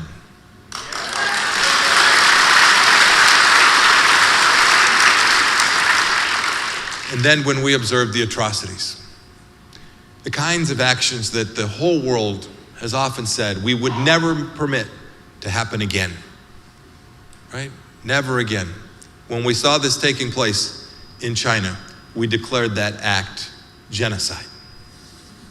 Under my direction, we championed the great triumph of freedom and democracy in Taiwan.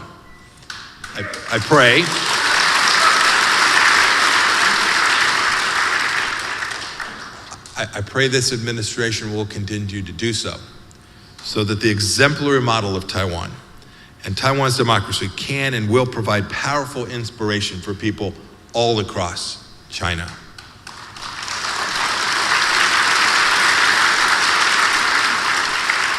Because of what President Trump allowed me and my team to do, America's finally begun to treat the Chinese Communist Party truly as a threat to the United States of America. I mentioned Hong Kong a little bit ago. It holds a special place in my heart. I have so many friends from Hong Kong.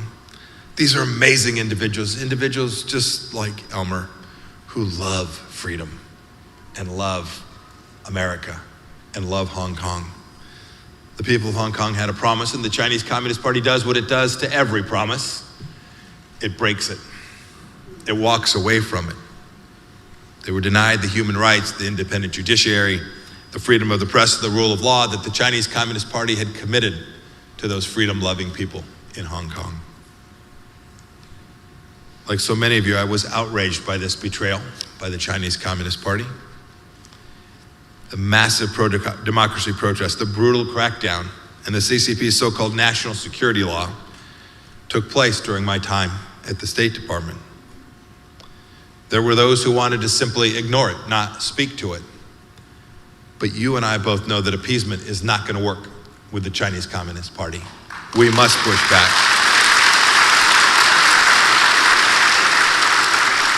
So we certified under US law that the high degree of autonomy no longer existed. And on May 27th of 2020, we notified the representatives of the American people in Congress of that fact. 2 days later, President Trump went to the Rose Garden. You'll remember these remarks. He gave a press conference announcing America's withdrawal of the special treatment that had applied to Hong Kong under the one country, two systems formula. Sadly, Hong Kong's suffering continues. It appears now destined to be just another communist city. I can't tell you how much this saddens me and my family. When the CCP knocked down and smashed Hong Kong's freedom, it also shattered any illusions about the Chinese Communist Party. Any illusions anyone might have about the regime or its trustworthiness. I think the whole world could see that. And to those of you who are here today, who are from Hong Kong, who still have family and friends in that city, know that the world is still watching. We're inspired by Jimmy Lai, by Elmer Yuen.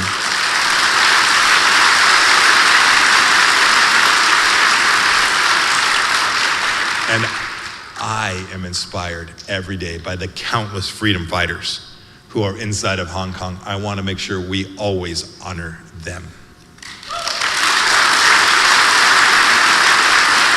Know this, the fight will be long, but these are the individuals, these freedom fighters in Hong Kong.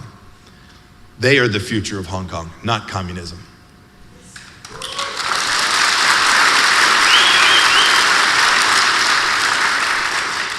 I look forward to the day that I can travel to Hong Kong and the leadership there will itself establish a commission on unalienable rights.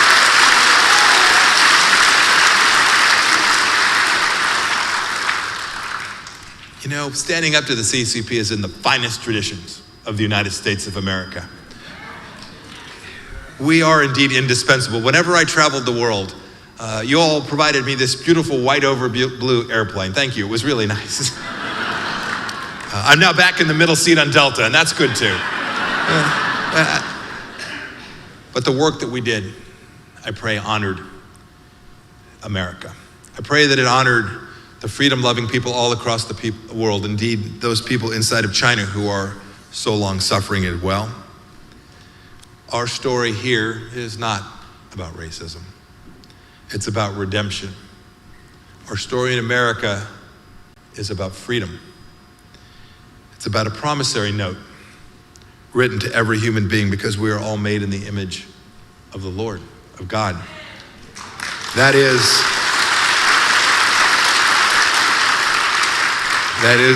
the America that this young boy who grew up in Santa Ana knows.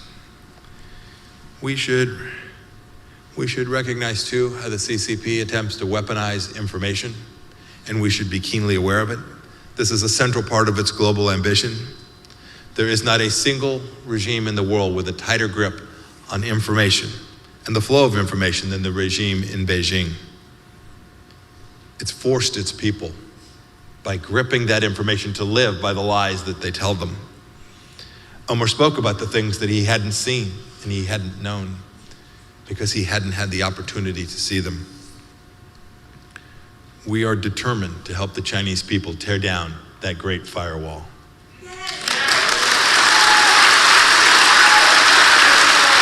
I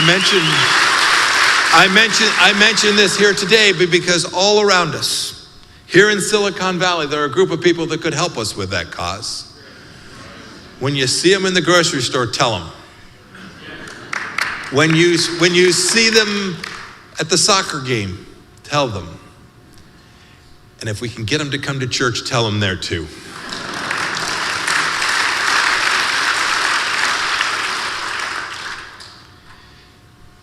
As long as the CCP exerts control over every company, every Chinese company, we must be vigilant. We must ensure that we are not contributing to the well-being of those very companies that are aiming to undermine the well-being of our children and our grandchildren.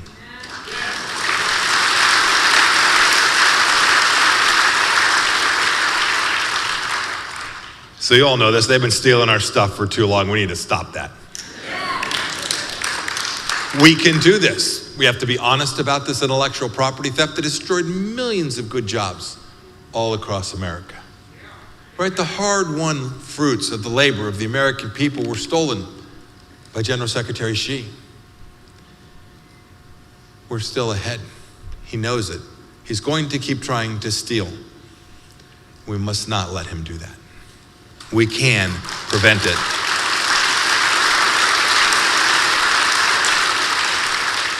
I'll close with this thought. We know this much.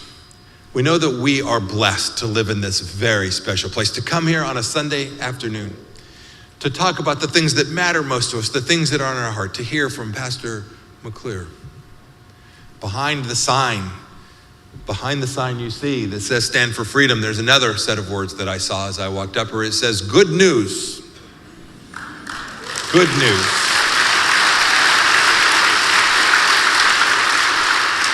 I want to amplify this message. There is good news all across our land, and there will be good news for the people of China as well, as long as we all stay in the fight.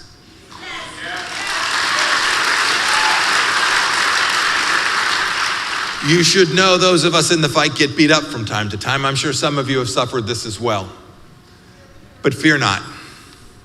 Fear not, because the Lord is with us.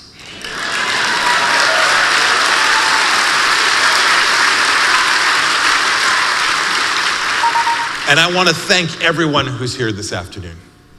From the Pompeos, from myself, my wife Susan, and my son Nick.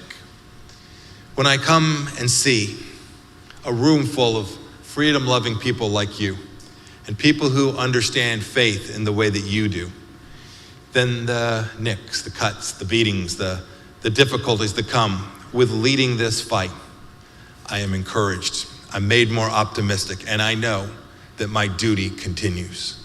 Thank you all so much. Thank you all so much.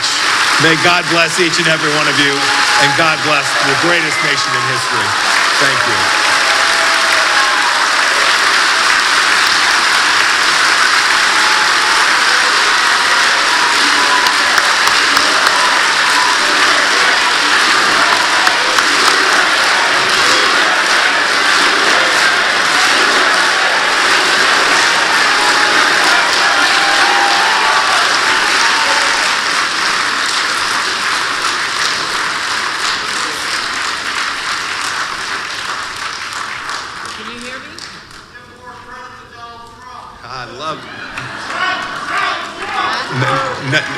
None of this happens without President Donald J. Trump. None of it.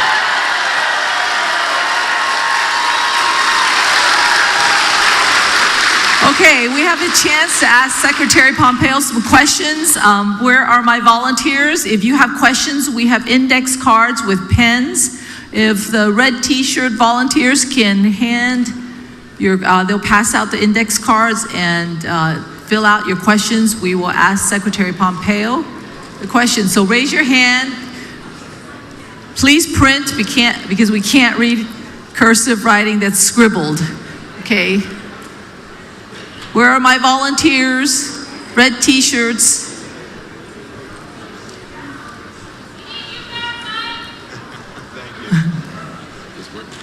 Oh, actually, you need to stand here, so.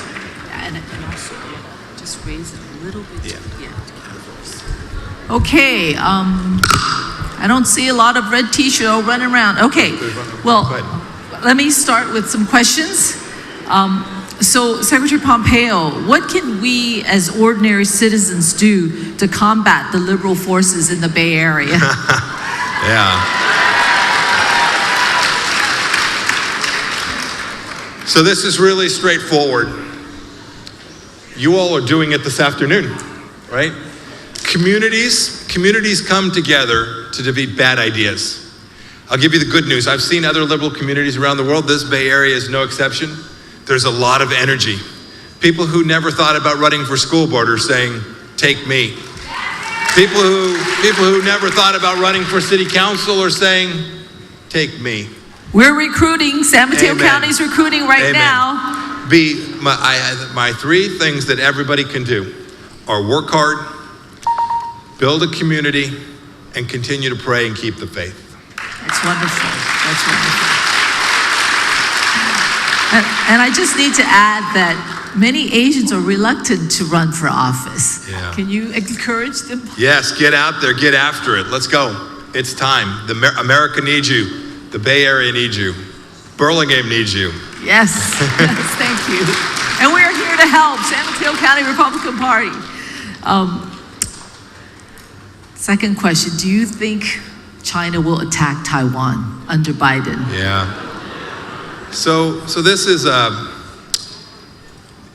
so the question is, will the Chinese Communist Party make the decision to attack Taiwan militarily? And it's unknowable in some sense, but there are things that we know for sure. There is no higher priority for Xi Jinping than to bring Taiwan under his tyrannical control. No higher priority. It's the first thing I heard on their list for 4 years in every interaction I had with any of my Chinese Communist Party counterparts. Second, they might well attack militarily if they believed they needed to. But I think Xi Jinping believes that he can use coercion, perhaps some military coercion, but economic power, infiltration, espionage, and he can strip away friends and partners from Taiwan and leave Taiwan isolated in a way that the Taiwanese people will be in a very difficult place and thereby exert coercion and control. That's how he's operated in many countries around the world, to exert his influence. Those are the things the United States is quintessentially perfectly set up to push back against. We have the capacity to support the democrat, freedom-loving people of Taiwan, and we should use every American tool, our economic tools, our diplomatic tools, our ability to convene countries like Australia and South Korea and Japan and others in Southeast Asia to unite and make clear that the costs of coercing or taking over Taiwan are simply too great. That's reassuring. On a very side subject, can you give us your thoughts on Afghanistan and what happened and what you would have done to change it? So, yes, I can give you my thoughts.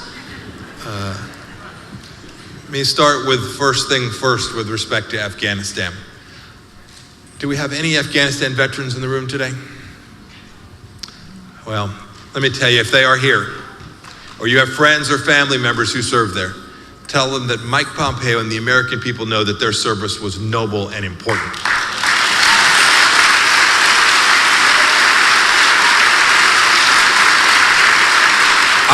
I saw firsthand the amazing work that our soldiers, our sailors, the Marines that were there, the intelligence operators who were doing amazing counter-terror operations. They saved American lives for 2 decades in Afghanistan, and they should always be proud of every minute they served on behalf of the United States of America in that difficult place.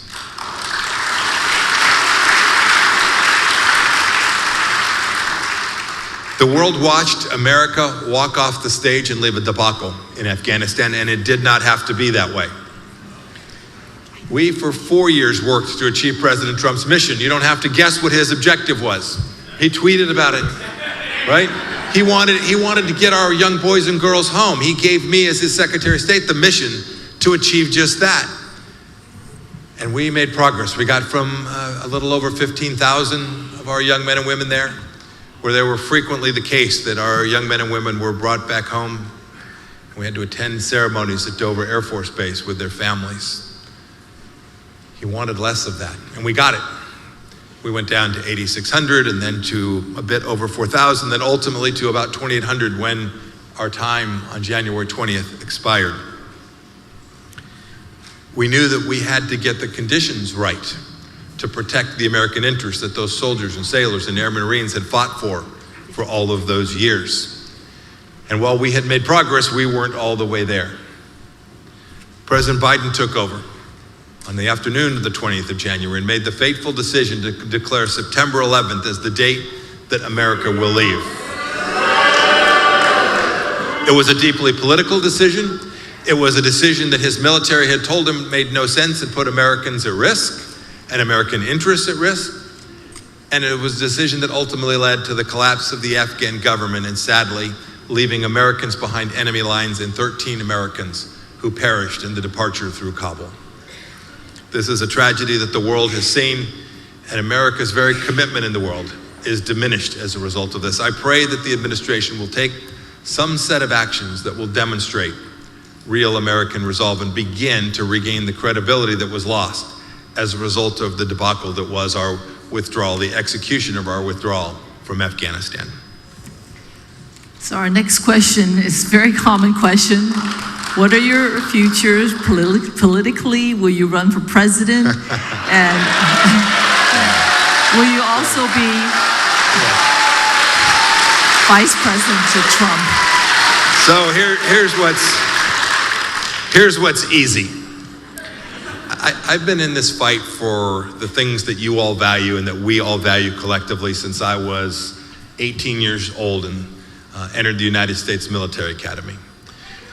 I could never have dreamed that I would have been chosen by President Trump, that the good people of South Central Kansas would elect me to Congress 4 times, or that I'd get the chance to be the CIA Director and Secretary of State. So only the Lord knows what holds in store. Other than this, I promise you, when I see you, when I hear you, I will continue to be part of this fight for freedom. I don't know what role I will take, but know this, it is a worthy fight, and we all have to find a place to advance that cause, and I promise you I'll stay at it as well.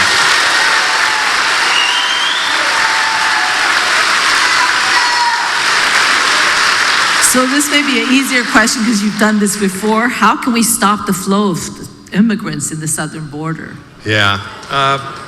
So the question is, how do we stop the flow of illegal immigrants across the southern border? You know, the first rule of things is you have to want the thing. So we need to elect people who want to stop the flow across our southern border. This administration has clearly demonstrated that the furthest left elements of their party who truly do want completely open border have prevailed.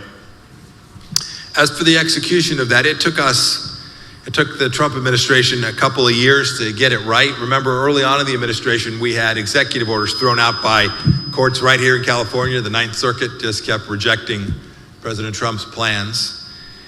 But by the middle of 19, we had a policy in place that had turned off the magnet, and we had largely managed to decrease the number of illegal immigrants that were coming into our country. We had 3 pieces. One, anybody remember the very first or second tweet? Build the wall, right? But if it was the second, it was also the 9th and the 19th and the 29th. We were determined to do that because it made sense to secure our border, to have a wall. But second, you have to turn off the magnet. You have to make the costs of coming here not worth the benefit. And so we did that when people claimed asylum in the United States. We permitted them to file their claim, but we told them they were going to remain in Mexico while that was evaluated.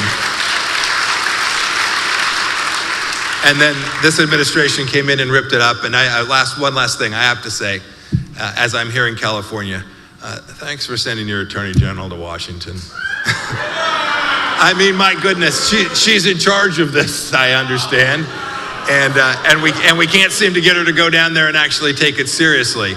So this is about we have to make sure that we elect leaders that are serious about protecting American sovereignty and our way of life. So how much influence does China have on President Biden? I'm sorry. Oh, how much influence does the Chinese Communist Party have on President Biden? And what is your assessment of their policy? I always try to focus on the things that I know for sure. Here's what I know for sure.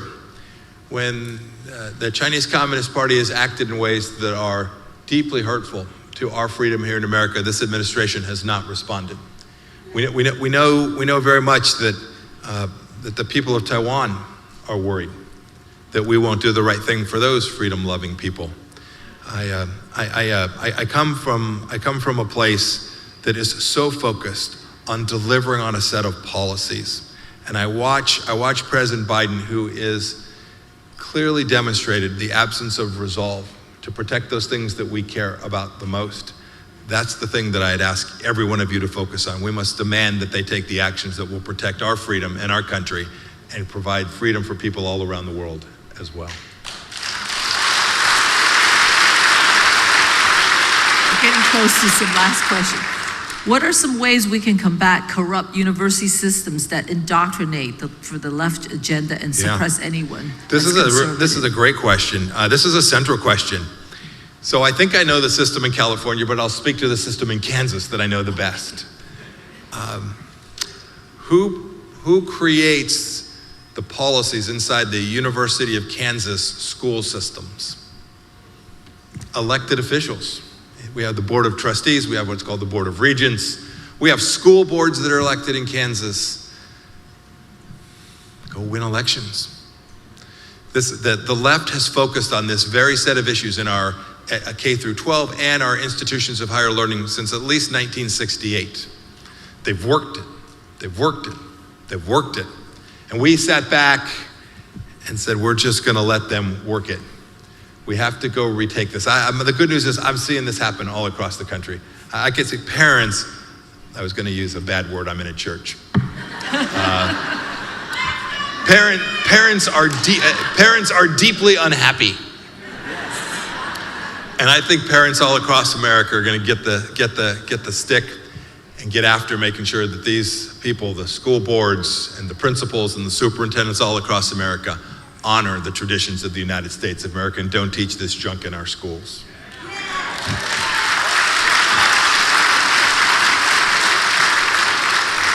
What is the process of holding the FBI accountable? Do they take lie detector tests? So here's what I'd say. There may well be FBI officials here today, people who are, no, I mean this, these are good people. I have lots of friends who decided they wanted to go serve and be part of the FBI. These are young people who are amazing patriots. Some of them were serving in our military and decided to go work for the FBI. They are remarkable. They protect us. They keep us safe. But when senior leaders, when senior people become political inside a law enforcement organization like the FBI, then this is the kind of corruption that we don't tolerate in the United States of America. By the way, I worry about our military leaders have become too political as well. Milley. So Milley, General Milley. I always come back to it, and I do it because I feel like I'm on very safe ground here. Our founders understood how we continue to keep the most central institutions of America directed towards the American tradition. It is that we all get out and speak the truth, work hard, elect the right people, and that goes for our law enforcement organizations, not just the FBI, but our highway patrols across America, our district attorneys across America, our sheriffs all across America, the people who are tasked with and risk their lives every day to keep us all safe. These cannot become political institutions. When there are riots, we must enforce the law. This is pretty straightforward. So 2 more questions, and I can't find that exact question, but there was a Chinese that said that he has 20 students in a Christian school, and he wanted to know how to bridge the gap between the Chinese culture and their heritage with the Christian school. Oh, it's a good question. I don't know that I'm well suited to answering that question. But I will say this. America has a deep tradition of bringing people from lots of different cultures, and we are a society that has come from all over the place. The last name Pompeo, I have lots of relatives in New Jersey that may not have been on the right side of the law every day either. We have always been a place that welcomes people and welcomes the idea that people want to respect their historic culture as well. We should never walk away from that, but we know that this is also an incredibly special place, and that the idea that you become American when you come here is central to the continued well-being of each and every one of us. And I know that I know amazing Chinese people who have come here and done precisely that. Okay, one last question. Thank you. So how positive are you that the U.S. will get out of the current mess and chaos? Yeah. That's easy. That's an easy question. If you ask me what day, I got no idea. But I am confident we will get out of the moral decay that our nation finds itself in today. I don't think that solely because we have this exceptional set of ideas that are emblazoned in our Declaration and our Constitution. Those are key elements of it. I think it's because people come to practice their faith all across America. These are the institutions, these faith institutions that provide the backbone for our Judeo-Christian country that has served us all so well for these 245 plus years now. It hasn't left. It's still in our hearts. It's in the hearts of people all across our country. And I am confident that we will have this revival. We will have this reclamation of our nation. And I'm counting on everyone who came here today to be part of helping make that happen. Thank you all.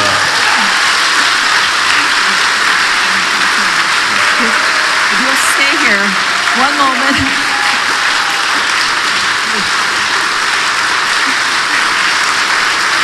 So, will the volunteers that I recruited with red t-shirts come on stage, please?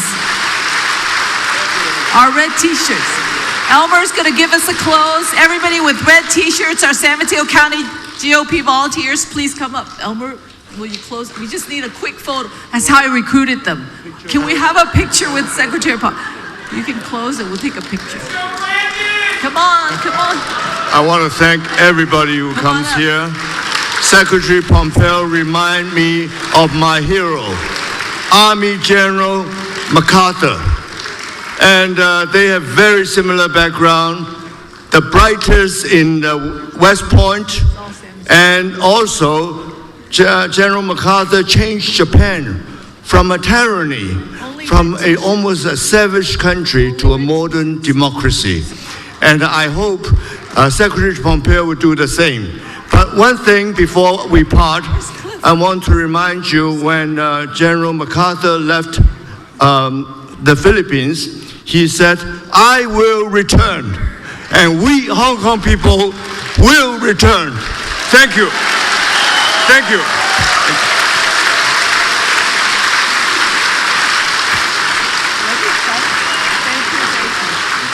Thank you, everybody, for coming.